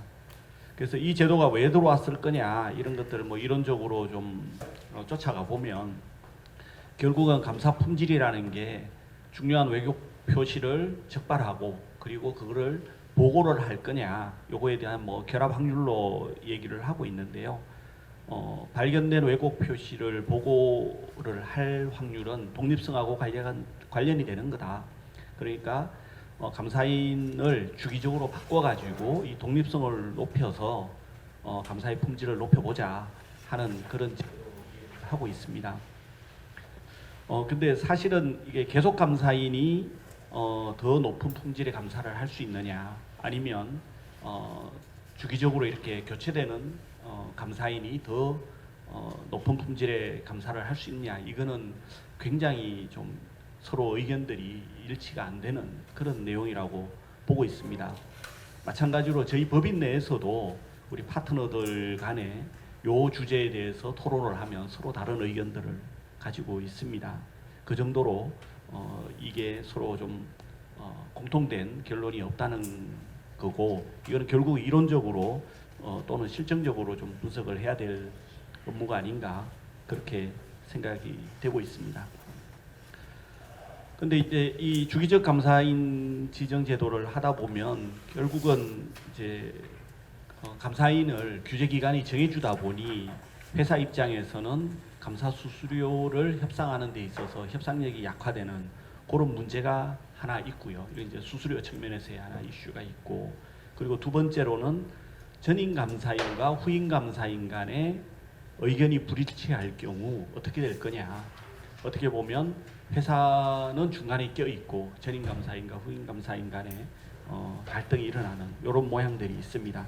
그래서 이런 부분들은 어떻게든 좀 소프트하게 잘 개선을 해야 될 필요가 있다, 그렇게 생각이 됩니다. 근데 실무 입장에서 볼 때 주기적 지정 제도에 저희는 좀 약간 긍정적인 면을 더 크게 보고 있는데요. 그 이유는 내년에 감사인이 바뀐다, 이렇게 예고가 돼가 있는 상태지 않습니까? 이 제도는. 그렇게 되면 기존 감사인이 감사를 훨씬 더 철저하게 한다. 그 점을 저희는 굉장히 좀 강조를 하고 있습니다. 그래서 어떻게 보면 감사인이 바뀌어서 감사 품질이 올라가는 측면도 있지만, 감사인이 교체될 거라고 예정된 상태에서 전임 감사인이 감사 품질을 더 신경을 많이 쓸 수 있는 그런 제도적인 장치가 아닌가, 이렇게 생각이 됩니다. 그러다 보니까 이거는 감사인과 회사 관점에서만 볼 게 아니고 재무정보하고 감사보고서를 이용하는 투자자나 금융기관 등 다양한 정보 이용자 관점에서 좀 봐야 되겠다 하는, 그게 저희의 의견입니다. 그리고 두 번째, 표준감사 시간하고 관련해서 좀 간단하게 말씀을 드리면, 일단 기업들에서 제일 불만이 가지고 있는 제도가 표준감사 시간 제도가 아닌가 싶습니다. 이거는 아까 우리 감사 품질의 요소 중에 충분한 감사 시간을 투입해야 된다 하는 논리하고 사실은 맞닿아 있습니다. 아까 송 교수님 말씀해 주신 것과 같이 감사인 간의 품질 경쟁이 아니고 수수료 경쟁을 하다 보면 결국은 감사 수수료가 하락하고 또 결과적으로 투입 시간이 감소하고 그리고 부실 감사를 초래하는 이런 악순환의 고리가 생긴다. 이 문제를 어떻게 풀어줄 거냐에 대한 이슈라고 생각이 됩니다. 근데 제가 논문은 다 안 읽어봤습니다만은 표준감사시간제도 도입 후에 뭐 감사 품질 그리고 또 자기자본 비용 이런 자기자본 비용 절감 효과가 있다, 이렇게 말씀을 주셨는데요. 이건 굉장히 좀 긍정적인 영향이라고 보고, 이것도 마찬가지로 저희가 실무를 하는 실무 입장에서 볼 때는 과거보다 충분한 감사 시간 투입으로 인해 가지고 기업의 재무 보고 품질이 높아진다 하는 것을 간접적으로 느끼고 있습니다. 즉 과거와 같은 수의 샘플을 보더라도 훨씬 더 깊이 있게 볼 수 있는 그런 시간적인 여유를 가진 것으로 그렇게 생각을 하고 있습니다. 이 표준감사 시간 제도는 기업하고 외부 감사인 간의 견해가 좀 많이 차이가 나는 부분인데요. 그 이유는 감사 수수료가 많이 올랐다고 느꼈기 때문이라고 생각합니다. 근데 지금 이제 주기적 지정 제도가 한 바퀴 돌고 올해 200여 개 사들은 자유 수임이 처음으로 일어나고 있는데요. 실제 시장에서 이 감사 수수료가 굉장히 시장이 지금 혼탁해지고 있는 게 사실입니다. 결국 어떻게 감사 계약을 했는지는 뭐 내년도 1, 4분기부터 사업보고서가 공시되면 바로 좀 나타날 수가 있는데요. 결국은 이 표준감사 시간이 지금 강제성이 없거나 또는 수용 가능성이 좀 낮습니다. 여기에 대해서 모두가 다 지금 동의를 흔쾌히 안 하는 그런 상태다 보니까 지금 감사 수수료가 굉장히 좀 하향으로 지금 조정이 되고 있다. 다시 말해서 다시 아까 얘기한 그 감사 품질이 저하되는 이런 악순환의 고리로 지금 들어가는 그런 조짐이 좀 보이고 있습니다. 그래서 이 감사 수수료에 대해 표준 감사 시간에 대해서는 좀 더 사회적인 동의를 얻는 그런 제도가 필요할 것 같습니다. 결국은 감사 수수료는 감사 시간하고 시간당 레이트를 곱하는 건데요. 표준 감사 시간을 고집을 하면 시간당 레이트가 떨어지고요. 시간당 레이트를 고집을 하면 표준 감사 시간이 떨어지는 그런 모양입니다.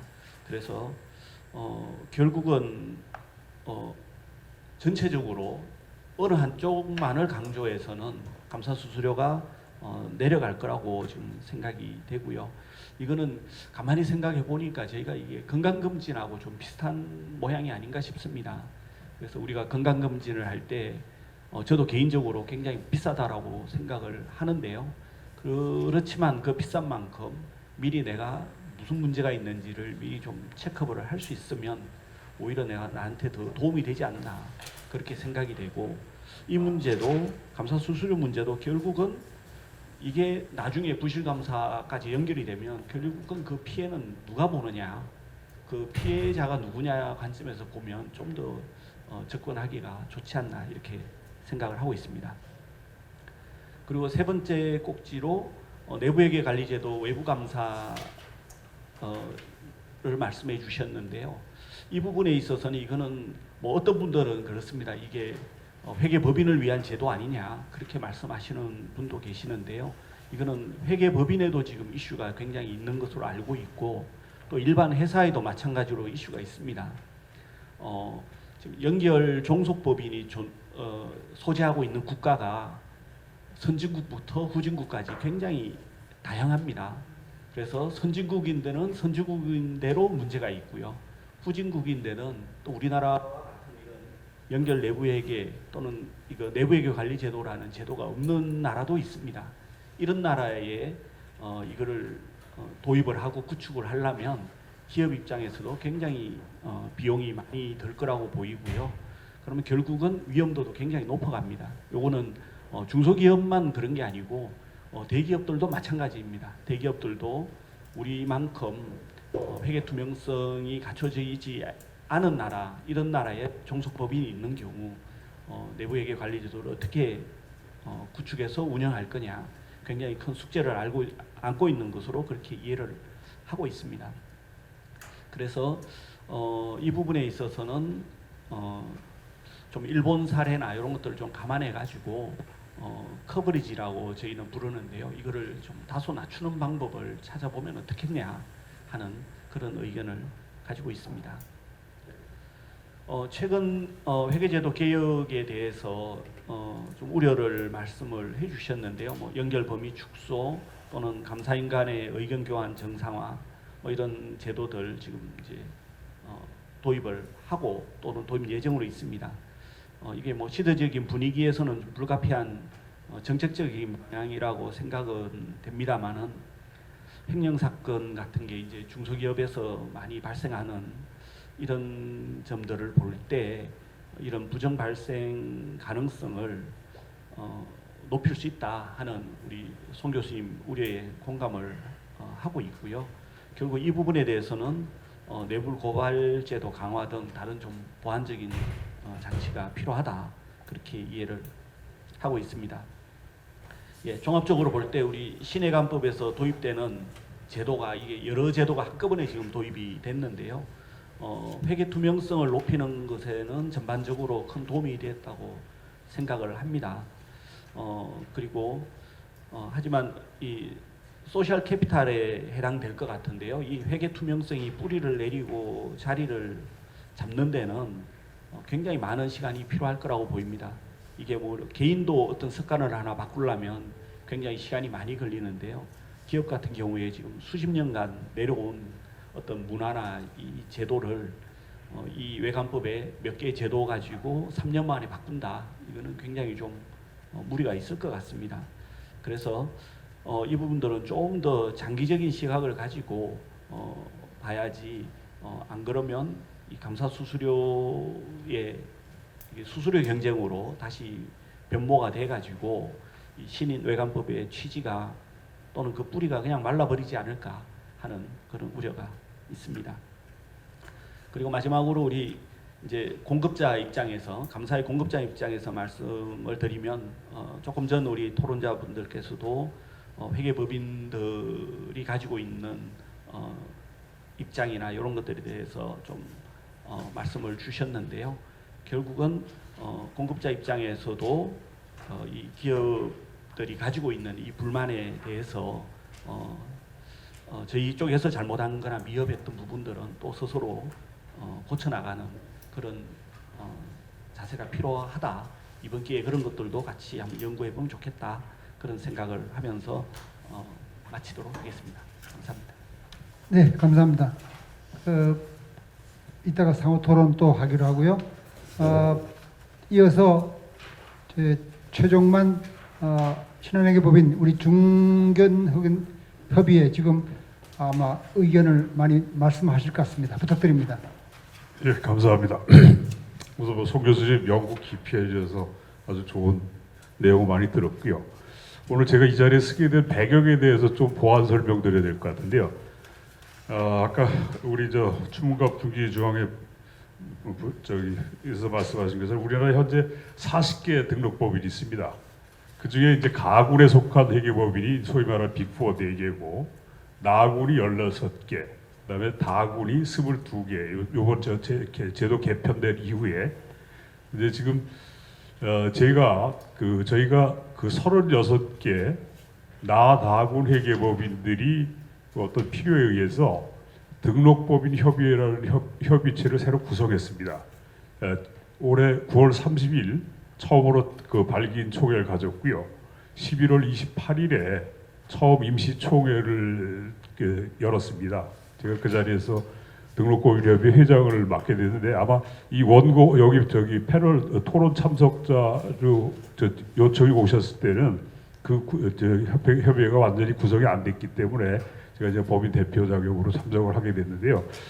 협의회 취지는 이미 이제 소위 말해서 지금 여러분들 말씀하신 것처럼 빅4는 그 시스템이 안정돼 있고 잘 발달돼 있는데, 나머지 나다군 등록법인들이 어떤 좀 품질 측면에서 좀 개선할 여지가 있다.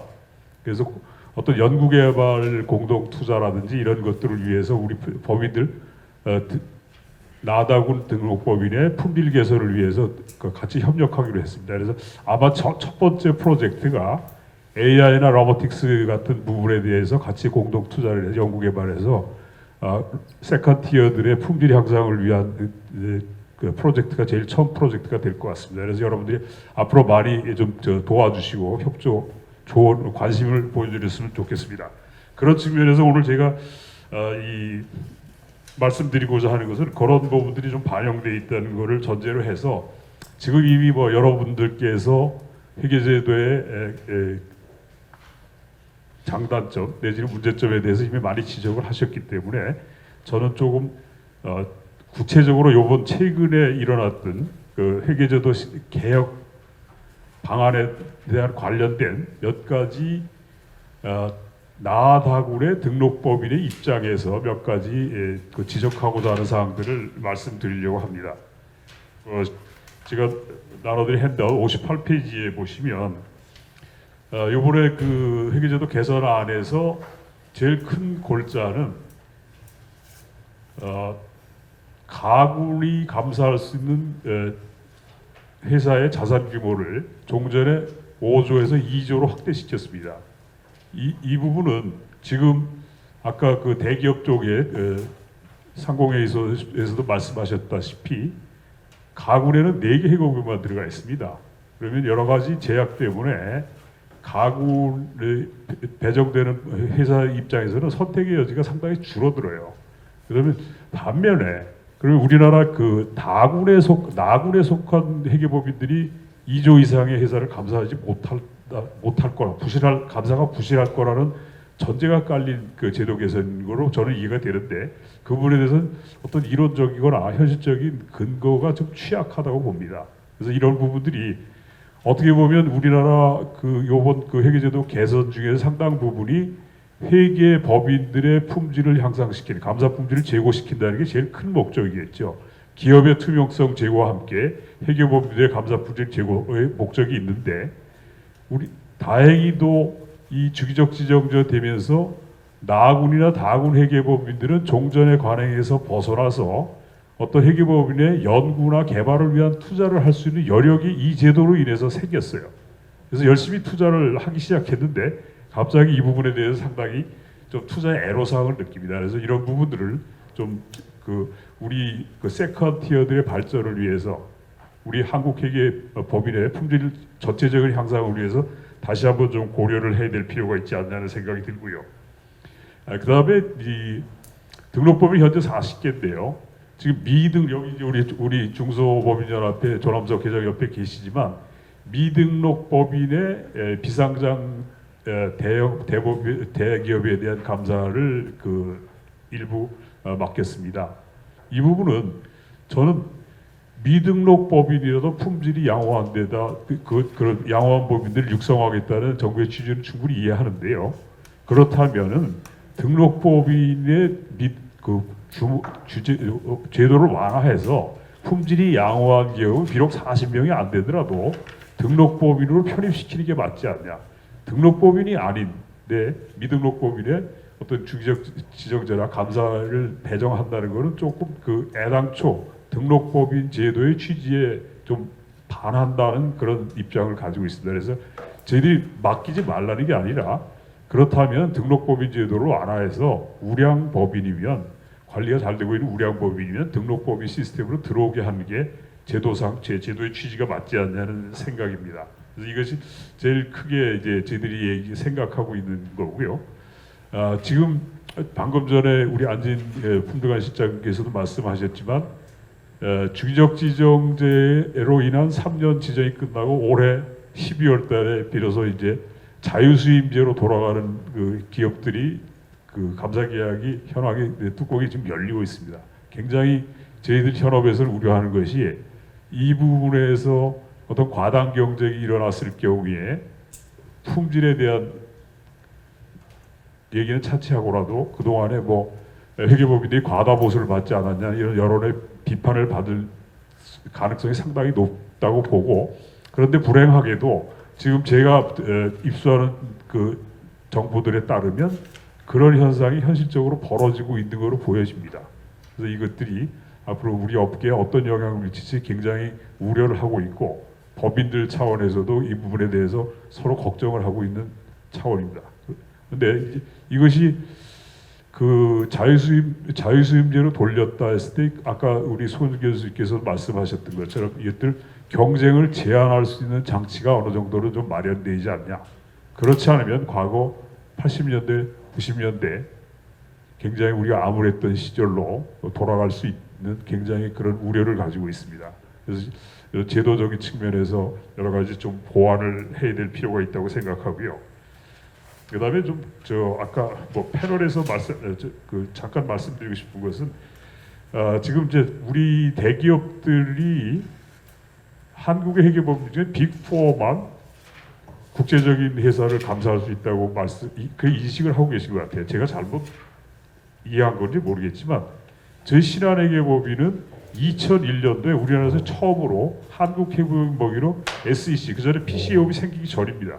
SEC에 파일링 신청을 해서 미국 SEC에 등록된 회계법인입니다. 그렇기 때문에 실무에서 이해하실 때 우리나라에서 예를 들어서 미국의 SEC에 파일링하거나 SEC에 파일링할 수 있는 기업 회계법인은 빅4뿐만은 아닙니다. 현실적으로 저희들이 대기업에 대해서 서비스를 제공하지 못할 가능성은 있겠죠. 그러나 법적으로는 아무 제한이 없다는 거. 제가 알기로 한 두세 개의 회계법인이 PCAOB에 등록이 돼 있고요. 저희 신한회계법인 같은 경우도 2003년도, 2004년도, 2005년도에 SEC, OTCBB에다 실제적으로 감사 보고서를 제출해서 정상적인 감사를 수행했었습니다. 그 이후에 사벤옥슬리 때문에 어떤 비용 문제 때문에 저희들이 지금 중단하고 있는 상황인데요. 팩트 체크 측면에서 좀 우리나라에 꼭 빅4만 할 수 있다는 그런 규정은 없다는 걸 좀 말씀드리고 싶습니다. 이상입니다. 예, 감사합니다. 막상 아까 질문 저쪽에 우리 KB금융지주의 이사님 우리 감사 전문께서 빅4에 국한되니까 나중에 이것 빼고 저것 빼니까 빅4의 선택의 여지가 옵션이 많이 없는 것 같더라. 그런 얘기 이제 하시고 그 현장에서 얘기 진작부터 있었던 거 알고 있습니다. 한편으로 지난 그렇게 해서 그 빅4의 풀이 작은데 그런데 왜 주고받고를 좀 하지 않았을까 그런 의문이 좀 나네요. 그렇게 그 하향 조정하는 거를 지난번에 이제 하지 못하도록 막았지 않습니까? 그러면은 5조에서 2조로 내리는 것은 사실은 그거는 좀 더 넓게 양보를 해가지고 절충을 해서 뭐 3조를 하든가 좀 이렇게 해가지고 한편 풀을 조금 넓혀주는 방법을 강구를 했으면 좋았을 것 같은 그런 생각이 들고요. 그다음에 상장법인 상장회사 등록법인의 그 풀을 좀 넓게 해주고 좀 융통성 있게 해야 되지 않겠냐. 기존에 불비한 데는 40개에서 떨어지고 또 우량한 그런 비상장 등록법인의 경우는 나중에 또 들어올 수 있는 진입을 할 수 있는 그런 여지도 좀 있도록 해야 되겠다 하는 그런 말씀 같습니다. 예, 이어서 우리 조남석 중소회계법인협의회 회장님의 토론을 듣도록 하겠습니다. 예, 저는 소속은 신성회계법인 대표이사 맡고 있고요. 2년 전부터 중소회계법인 협의회 회장을 맡고 있습니다. 우리 중소회계법인 협의회를 잠깐 말씀드리면 저희가 최근 회계법인 수가 한 210여 개 정도 되는 최근에 한 2, 3년 동안 회계법인이 한 몇십 개 늘어가지고 한 215개 정도 지금 8월 말 기준으로 회계법인이 있고 회계법인 소속 회계사가 한 14,000명 정도 되는데 저희 중개업 소속 회계사가 한 4,500명 정도 돼서 그 회계법인 개수로는 등록법인 20개 포함해서요. 지금 책자에는 170개라고 되어 있는데 아마 한 190개 정도 그러니까로 파악되고 있고 특히 이제 100명 미만 100명이 뭐 안 되는데도 중견 회계법인 쪽에 소속된 데도 일부 있고 또 100명이 넘는데도 이제 기존에 활동했던 회계법인은 또 중소회계법인 협의회 소속으로 돼 있어서 지금 회비 납부 기준으로 보면 한 100개 회계법인 정도가 지금 활동을 같이 하고 있는데요. 그래서 저는 뭐 중소회계법인 협의회 회장 명부가 나왔기 때문에 우리 주로 중개업 입장을 좀 말씀을 드릴 수밖에 없을 것 같고 그래서 지금 신외관법이 이제 처음에 도입이 될 때 사실은 이제 등록제 이제 감사인 등록제가 또 중요한 주제인데 오늘 제목에선 빠져 있지만 그 등록제를 반대하기 위해서 사실은 헌법소원까지 준비를 하고 이랬던 상황입니다. 근데 그 중에서 이제 중개업 소속의 한 20개 회계법인은 자체적으로 등록을 한 데도 있고 또 합병 분할을 통해서 또 해서 한 20개 정도가 지금 등록이 돼 있고 나머지 한 170개 정도는 저희가 미등록, 비등록 이렇게 용어를 써서 이게 좀 앞에 좀 뭔가 안 좋은 용어가 앞에 들어가서 비 이런 용어가 들어가가지고 저희가 항공에다가도 얘기를 했었고 금융위에다 얘기를 해서 명칭을 일반 회계법인으로 좀 불러달라고 그래서 지금 금융위에서 최근 발표한 우리 지정제도 보완 방안에 이제 시행을 할 때 일반 회계법인의 명칭을 쓰면서 저희가 이제 비등록, 미등록을 안 쓰고 일반 회계법인으로 칭하게 했다는 좀 말씀을 드리면서 일반 회계법인으로 좀 같이 칭해 주셨으면 좋겠다는 말씀드립니다. 신외과법이 이제 시행된 지가 4년이 넘어가고 있기 때문에 아마 공과에 대해서 본격적인 논의가 이제 시작이 됐고요. 그래서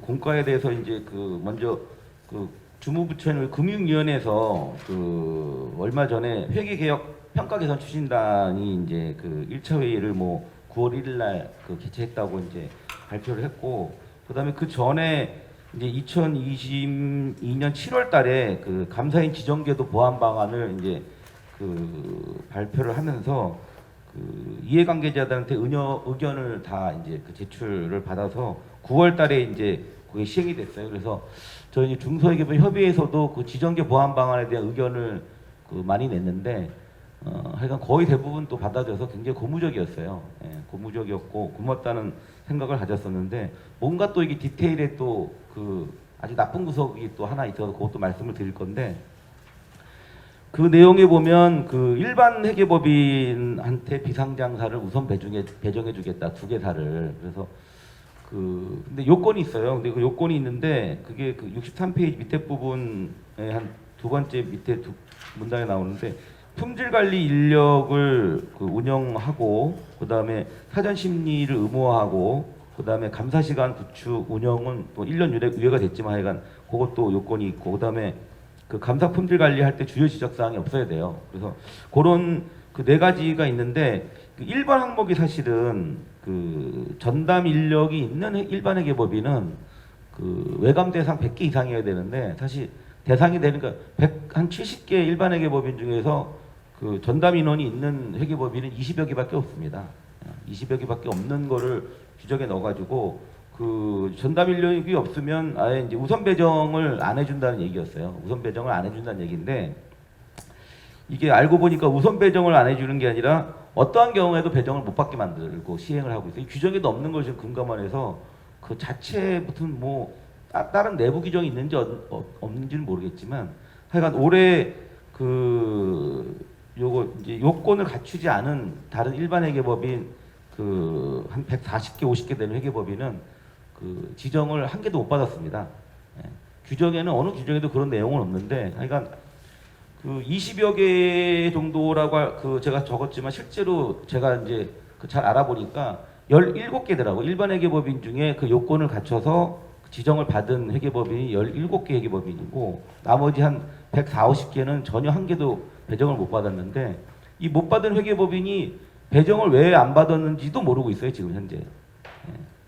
이제 저희 회계법인 같은 경우 그거를 좀 제가 한 1, 2주 전에 알게 됐는데, 알게 된 사유가 우리 1,000억 이상 그 비상장 대법인 소유금 미분리 3년 연속 배정하게 돼 있잖아요. 6+3으로.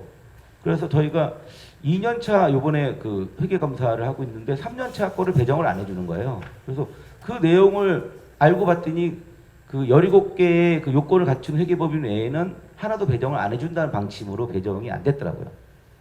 그런데 그 비상장 대법인을 그 지정 안 하고 있던 일반 회계법인들은 그 내용을 전혀 지금 모르고 있어요. 그냥 올해는 이게 기존에도 배정이 안 온 해가 많기 때문에 올해는 그냥 배정을 못 받나 봐 이렇게 알고 있지, 배정을 아예 받을 수 없다는 자체를 인식하지 못하고 있다는 거예요.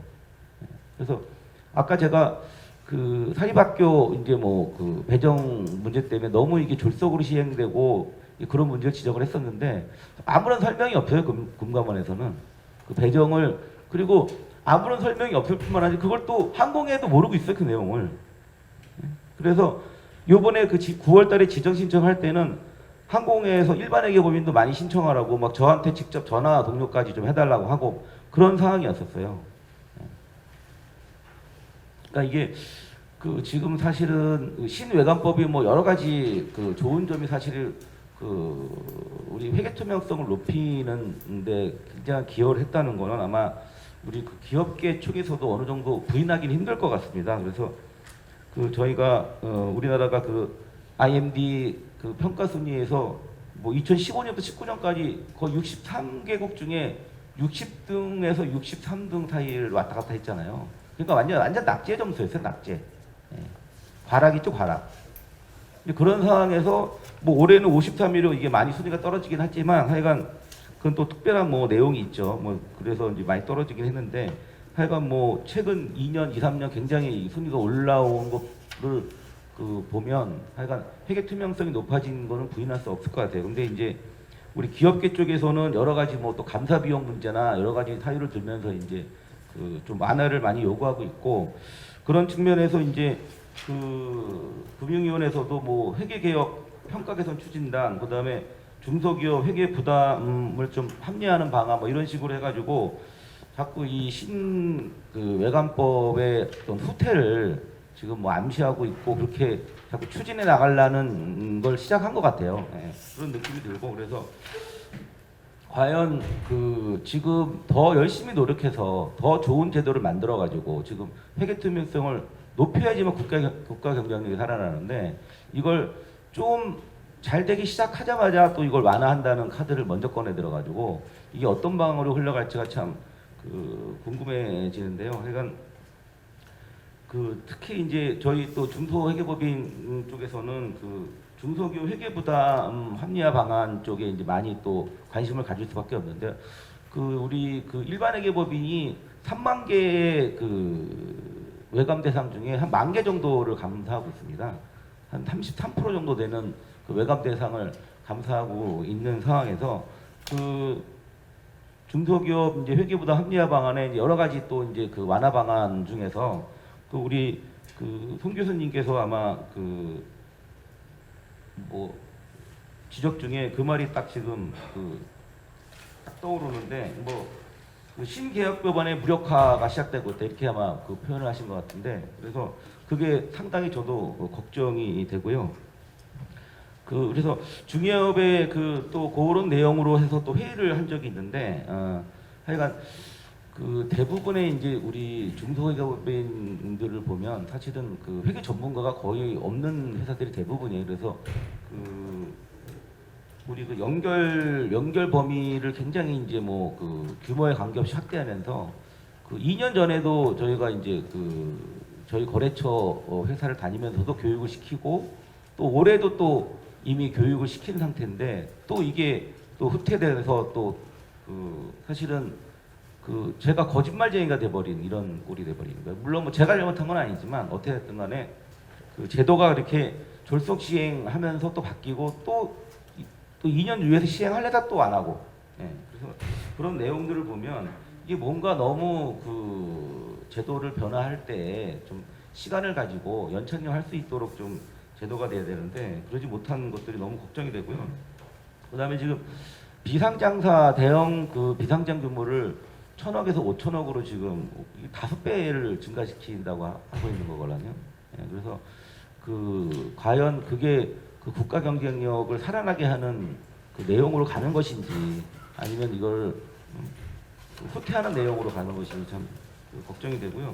그 오히려 그 뭐 소규모 상장사 1,000억 미만 상장사들은 이제 그 내부관리제도 감사를 면제해준다고 했는데 이게 그 초대형 비상장사가 사실 또 이게 문제가 될 가능성이 많아요. 그러니까 그 뭐 5,000억 이상 정도 되는 초대형 비상자는 오히려 내부의 관리를 더 강화하는 감사 방향으로 가는 걸 오히려 추진하는 게 더 국가 경쟁력을 살리는 게 아닌가 이런 좀 생각도 하고요.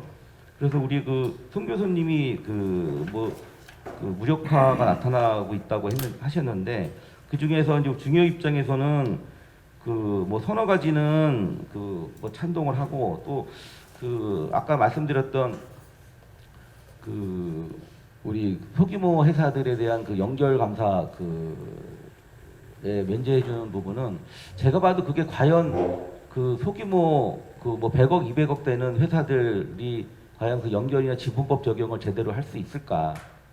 그러면 그걸 하려면 자체적으로 안 되면 또 개인 또 PA를 써서 회계법인을 써서 그거를 또 비용을 부담을 해야 되는데 거의 회계감사 비용보다 더 나오거든요 그 비용이.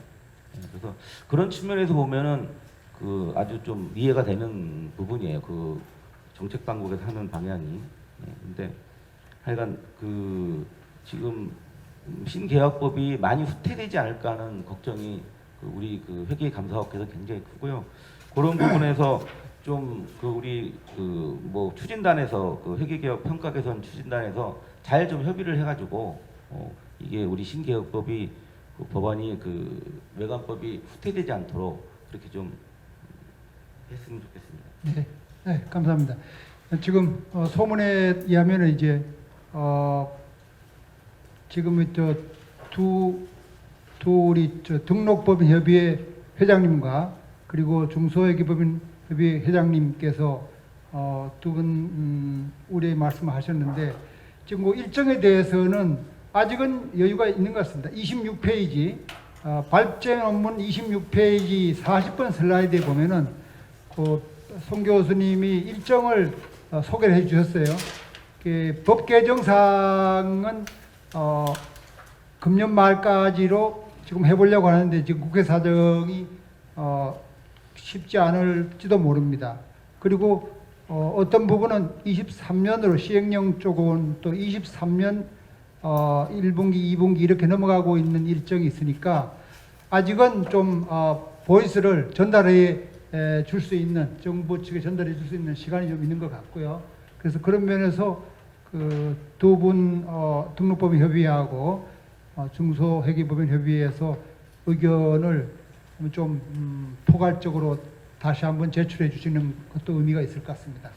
네, 이제 마지막 토론자 순서로 가장 그 일반 우리 국민들의 감정을 보고 계신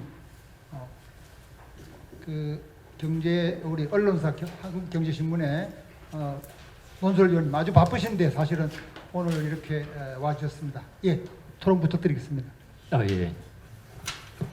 오랜만에 아까 항공회 회관 들어오면서 그 언뜻 제가 2017년도에 여기 와서 당시 최준경 회장님이랑 항공회 회장님이랑 이 회계 개혁 방안에 관해서 참 많은 얘기를 했고요. 그래서 그 뜻에 동감해서 굉장히 다른 언론보다 많은 지면을 할애해서 적극 개혁을 옆에서 지원을 한 사람으로서 다시 토론을 하니까 약간의 자긍심과 또 책임감도 느낍니다.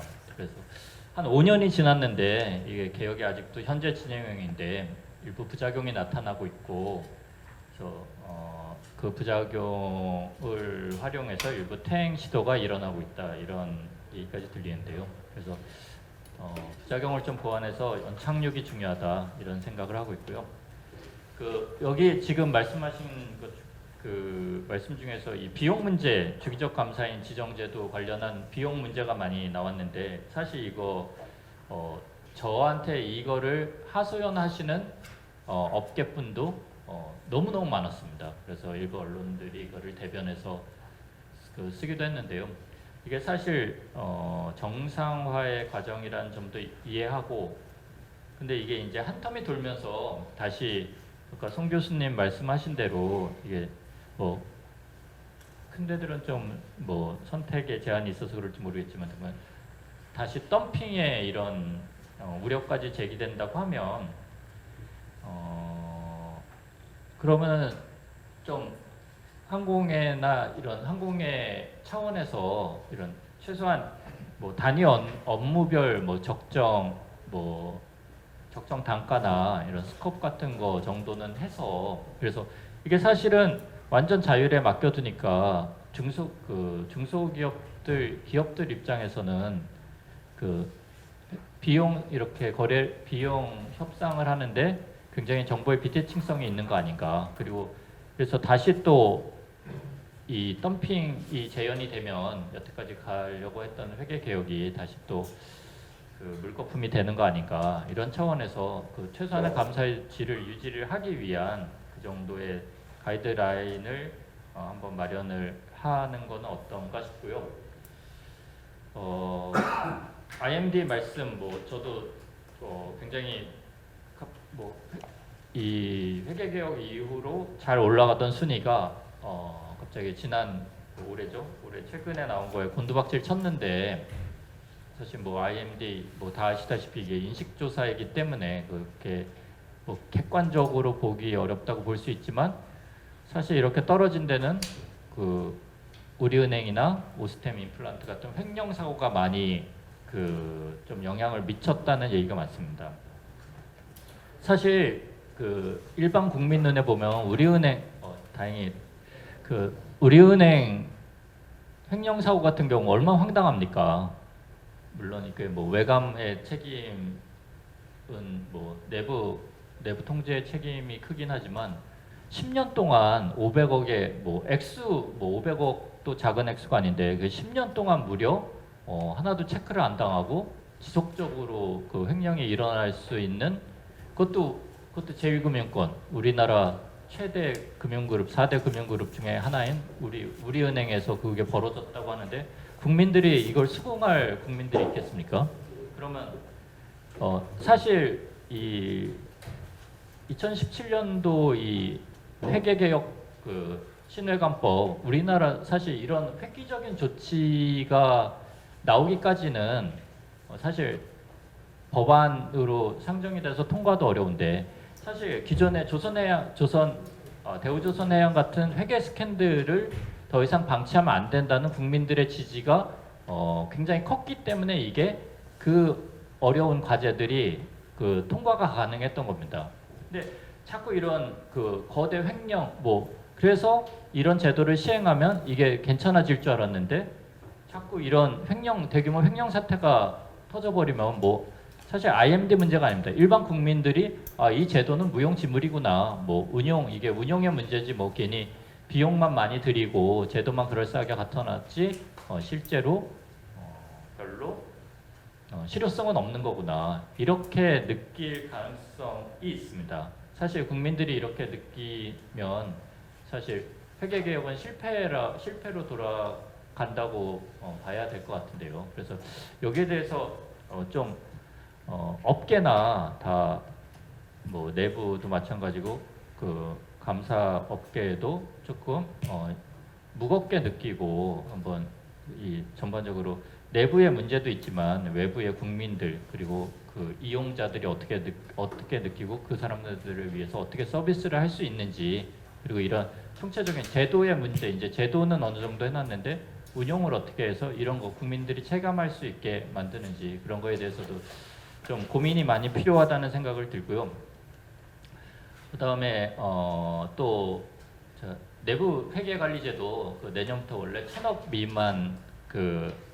미만 상장사에도 도입을 하기로 했다가 지금 금융당국에서 일단 그 면제하는 쪽으로 발표는 해놨지만 지금 국회 상황도 그렇고 그래서 올해 안에까지 통과가 될 수 있을지 아니면은 요즘 이 횡령 사고 때문에 면제가 아니라 유예로 갈지 그러니까 사실 코스닥에 대해서 이걸 이제 국민들이 잘 못 믿겠다고 하는 거니까 사실 부담을 줄여주는 것도 좋지만 부담과 함께 또 우려되는 게 갈등 문제입니다. 이게 만약에 진짜 본격적으로 내년에 시행이 안 돼도 본격 시행되면 감사인이랑 갈등들이 터져 나올 거고 이 내부 회계 문제뿐이 아니라 그 회계 강도가 높아지면서 감사 의견 갖고도 굉장히 많은 그 논란들이 쏟아지는데 이걸 해결하는 데가 지금 다 법원이지 않습니까? 다 법으로 가서 해결을 하는데 이게 사실 갭 체제에서 원칙주의 회계로 돌아오면서 굉장히 전문적인 판단, 그 기업 재량이 넓어지고 전문적인 판단을 요하는 사안들에 대해서 이게 그 비전문가인 판사들이 판단을 하는 게 맞나? 그러면 그 전문가들이 해서 예를 들면 언론중재위원회 이런 거와 같은 형식으로 이런 거에 대해서 한번 중재나 이런 걸 거칠 수 있는 이런 좀 제도적 기반도 필요하지 않을까 싶고 이제 제가 몇 가지 향후 과제를 말씀드리려고 하는데 이제 시간이 다 돼서 간단하게 말씀드리겠습니다. 일단 감사 품질 제고와 함께 또 해야 되는 게 각종 우리 사회에 비어 있는 이런 공공 부분에 대한 그 문제를 회계 감사나 감리를 통해서 투명성을 높여야 된다. 여기 전에 계속 걸려 있었지만 회계가 바로 서야 경제가 바로 선다. 근데 아직 회계가 바로 세워야 될 부분들이 굉장히 많습니다. 다 아시겠지만 우리 그 지금 사학에 대해서 그 감사가 의무화돼 있는데 감리를 하면은 계속 그 감사가 굉장히 문제가 있었다. 계속 연일 때 되면 항상 언론에 보도되고요. 다 아시다시피 공동주택 부분, 특히 오피스텔 부분 이런 오피스텔 부분의 관리료 부분, 그다음에 중공용 버스 회사 이런 부분이 다 비어 있지 않습니까? 그러니까 그 기업들뿐이 아니라 이런 공공 부분에 대해서 우리는 그 회계가 훨씬 넓은 영역에 들어가서 투명성을 높여야 좀 국민들이 그리고 납득할 수 있는 이런 좀 검증을 해줘야 좀 우리 회계의 그 역할을 하는 거 아닌가 싶고요. 그 마지막으로 간단하게 그 이용자 유저 프렌들리의 문제입니다. 그러니까 우리 사실 항상 그 관심을 둬야 될 게 회계의 주인이 누구인가, 회계의 가장 중요한 이용자가 누구인가. 근데 대부분 이게 이제 이용자들은 굉장히 많지만 아무래도 가장 중요한 건 그 외부의 주주들이나 아마 투자자들일 겁니다. 외부를 위해서 이걸 하는 거지 뭐 내부 공시를 하고 이 보고서를 내는 거지 뭐 내부 보라고 뭐 만든 뭐 물론 경영자들도 참고를 하지만 그러니까 이들이 볼 수 있도록 그리고 실제 이들이 참고를 할 수 있도록 뭐 요즘 투자자들이 뭐 단순히 그 깜깜이로 주식 투자를 하는 것도 아니고 일일이 다 들어가서 재무제표를 그 보는 분들이 많은데 실제로 이런 부분에 대한 특히 제가 주석 부분 이 기재사항을 좀 대폭 개선할 필요가 있다.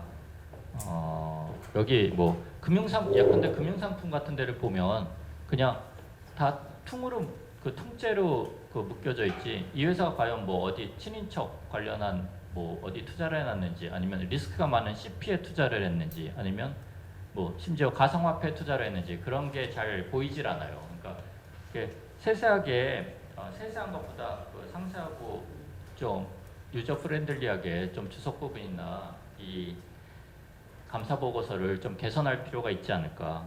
그래서 제가 항상 그 생각을 하는 분야인데 모든 회계 개혁의 그 회계 문제나 개혁 방향이 결국엔 이용자 중심으로 보면 다 방향이 잡히고 해법이 보이지 않을까. 그래서 그런 방면에서 일단 시작된 지금 그리고 현재 진행 중인 회계 개혁 방안이 좀 연착륙을 해서 우리나라 회계 투명성을 확고히 느끼고 그걸 국민들이 체감할 수 있도록 되는 수준까지 올라갔으면 좋겠습니다.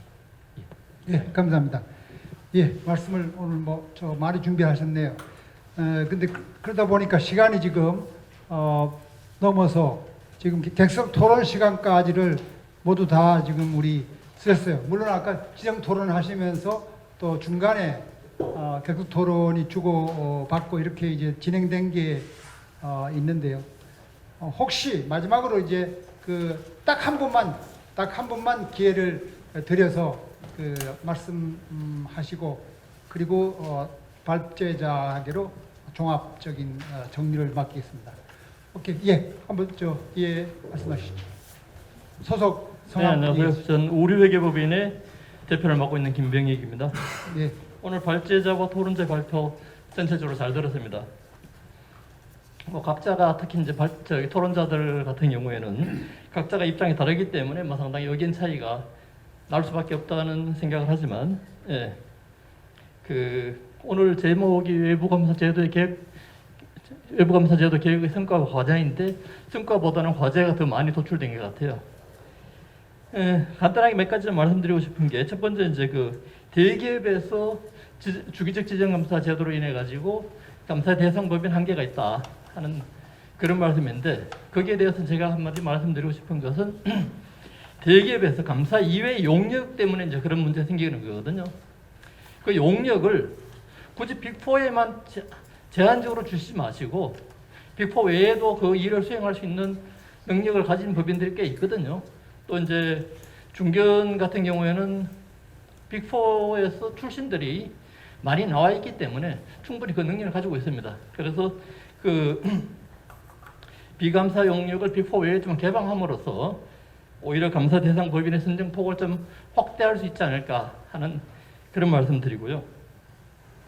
그다음에 이제 특히 중소기업의 경우에 감사 보수에 굉장히 민감하신데 저희가 일반적으로 일해 보면은 사실 중소기업이 굉장히 감사라는 측면에서 보면 리스크가 큽니다. 특히 이제 상장 중소기업이 리스크가 큰데 그 중소기업을 경영하시는 분들이라든가 또는 상장 중소기업에 계신 분들이 상장 중소기업을 개인 회사로 자꾸 착각하고 계시는 그런 부분들이 많은데요. 결국은 상장 회사라는 것은 일종의 이제 공적 기능을 갖고 있는 회사라는 인식을 가지고 조금 그 감사 비용을 일종의 상장 유지 비용의 일부로 생각해 주시는 그런 부분이 필요할 것 같습니다.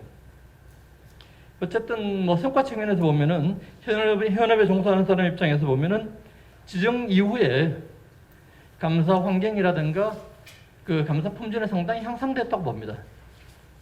사실 부끄러운 얘기지만 지정제도 이전에 보면은 감사 현장에서 감사 자료를 요구하면은 감사 자료를 줄 생각하지 않고 담당 그 수임자에게 연락을 해서 이 자료까지 요구하는데 극단적으로는 담당 인차지 바꿔달라는 그런 요구까지 해왔거든요.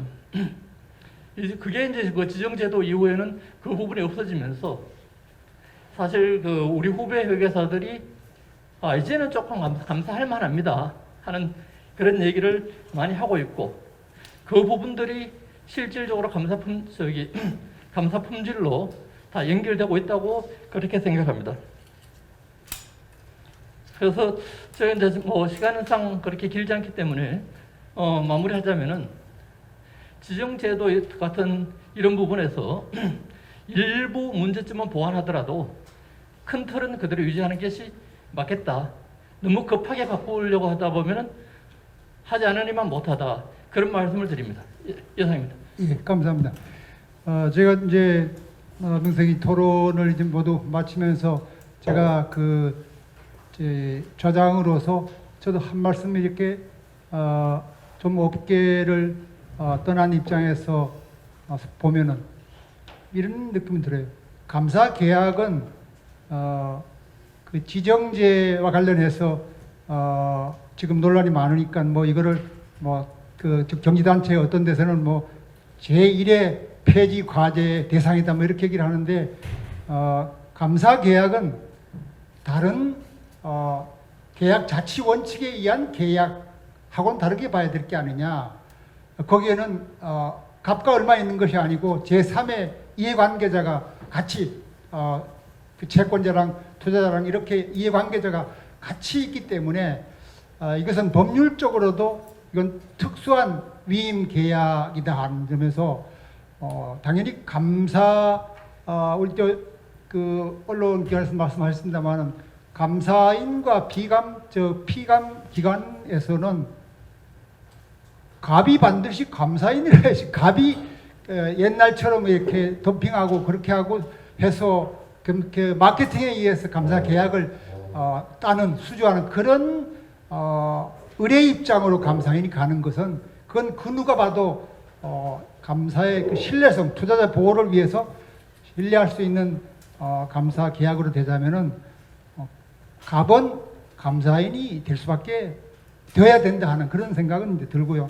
다만 이제 그러면서 또 애로사항으로 감사 보수가 너무나 많이 껑충 뛰고 또 중소기업의 경우에 힘들다 하는 그런 이제 입장은 적절히 그 표준감사 시간 제도와 관련해서 종전의 감사가 사실은 충분하게 이루어지지 못했다 하는 것을 설득을 시켜가면서 점진적으로 그거를 수용할 수 있도록 그렇게 나아가야 되지 않겠느냐 그렇게 들고요.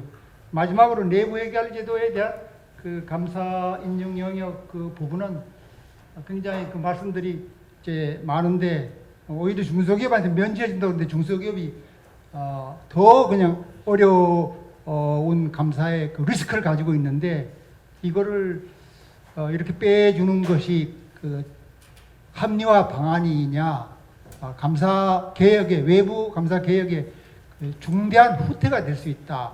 우리나라의 그 사회 자본을 올리고 투명성을 높이는 차원에서는 조금 희생이 있더라도 그걸 완전히 면제해 줄 게 아니라 오히려 필요한 부분은 감사를 받도록 이렇게 유도를 해야 되지 않겠느냐 이제 그런 말씀드린 것 같고요. 지금 이제 이상 나온 얘기 시간이 다음 또 프로그램이 있고 하니까 우리 발제자 송 교수님한테 하실 말씀 기회 한번 드리겠습니다. 기업과 감사인의 이 애로 상충이라든지 여러 가지 문제에 대해서 잘 경청을 했고요. 각각의 입장이 있으신 거는 충분히 공감하고 있습니다. 그래서 이 부분들이 이제 어떻게 보면은 서로 상충되는 부분일 수 있는데 앞으로 우리가 이 외관법이 사실 왜 지정감사인 6+3 제도나 내부회계 관리제도 감사 또는 표준감사제도가 도입된 그 이유를 생각해 볼 필요가 있습니다.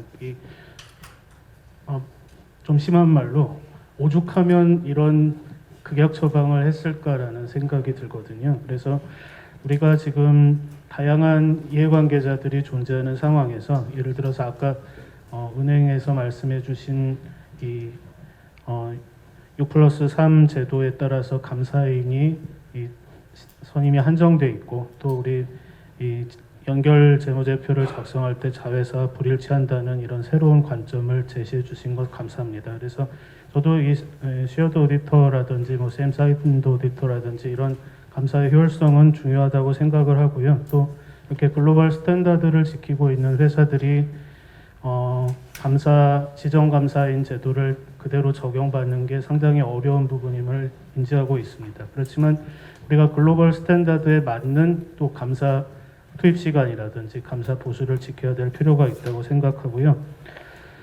최근에 이제 뭐 6+3 제도뿐만 아니라 내부회계 관리 제도에 대한 뭐 여러 가지 기업들의 비용들 얘기를 해주셨는데 이 부분 예를 들어서 미국에서 이 내부회계 관리 제도에 대한 감사를 이제 인증 수준을 낮춘 이유 중에 하나가 이 기업들이 스스로 어떤 재무제표 품질 개선의 노력을 상당히 기울였기 때문에 이 SEC나 PCAOB에서 공감을 하고 낮춰준 부분이 있습니다. 그래서 우리나라도 이런 제도를 시행할 때 지금 제가 항상 불만인 거는 우리 왜 제도 시행해서 금방 없앴다 또 생겼다 이걸 지금 거의 20년째 반복하고 있거든요. 이런 부분들을 좀 일관성 있게 감사 품질을 제고하는 방향에서 논의를 하셔야 되는데 너무 법을 제시하는 분들도 사실 급하시고요. 사립대학 이번에 4+2 도입한 것도 사실 저도 잘 알고 있는데 12월 17일에 제가 그 사립대학 그 주기적 지정제와 표준감사 시간 관련해서 한국회계학회에서 발표를 합니다. 혹시 참석 많이 해주셔서 들어주신 감사하겠고요. 그래서 어쨌든 이러한 문제들이 우리가 회계제도를 도입하는 데 있어서 급격한 개혁을 해서 차근차근 뭐 낮춰가는 그 수준으로 자꾸 무력화되고 있는 수순을 밟고 있다는 거죠. 어떤 개혁의 방향이 점진적으로 이제 단계적으로 올라서 성공적으로 정착돼야 될 필요가 있는데 일단 도입하고 자꾸 애로사항들을 얘기하면서 이런 개혁들이 무력화되는 것들이 안타까운 것들이 있습니다. 그래서 앞으로 법을 제시할 때는 일관되고 체계적인 흐름하에 돼야 될 필요가 있다고 생각하고요. 이 또 중소기업 회계법인, 그러니까 일반 회계법인들이 이 감사인 지정을 못 받는다든지 이런 부분에 대해서 저도 이번에 처음 알았는데요. 이 뭐 예를 들어서 이 법을 좀 지금 뭐 직관적인 생각이라 제가 잘못된 생각할 수도 있지만 이 회계법인끼리 어떤 콘소시엄을 구성해서 대형 회계법인만큼 이제 감사인 규모와 인력을 확충해서 합병하라는 얘기가 아니고요. 그렇게 듀얼 감사로 시스템으로 들어가서 감사를 하거나 내부회계 관리제도 감사를 수행할 수 있는지를 한번 고민해 볼 필요가 있습니다. 또한 우리가 공공기관, 예를 들어서 뭐 아파트라든지 어떤 공익법인의 경우 이 감사 시스템을 개혁해야 될 필요가 있고요. 사실 아파트 감사 같은 경우 많은 분들이 도장 찍어주는 거 돈 받는다 이렇게 생각하신 분들이 상당히 많은데요. 이 감사 품질이 개선돼서 실제로 이 공익법인이라든지 또는 아파트 같은 공공기관, 공공성을 갖는 단체들이 품질을 개선할 수 있는 좋은 계기가 됐으면 합니다. 감사합니다. 네, 감사합니다. 뭐 하실 말씀들이 더 많으시겠지만은 시간 관계로 지금 이제 오늘의 대단원을 내려야 될 것 같습니다. 다음 프로그램 저희들도 준비가 되어 있고요. 아무쪼록 오늘 이 토론회를 통해서 그 등록법인이나 중소회계법인도 대정부 건의안을 오늘 좀 마련해야 될 여지가 여러 가지 보였죠. 그리고 또 우리 기업체 입장에서 오신 분들 입장에서도 옛날만 이제 비교하지 마시고 좀 제도의 발전을 위해서 그리고 투자자를 전국적으로 누구를 위한 거냐, 투자자를 보호하는 그런 회계 정보로 되어서 기업들한테도 자본 비용을 감소시키고 그래서 효익이 되도록끔 개선안도 계속 제시를 해주시고 수용을 해주시면 좋을 것 같습니다. 예, 이상으로 모두 마치겠습니다. 감사합니다. 토론자 발언.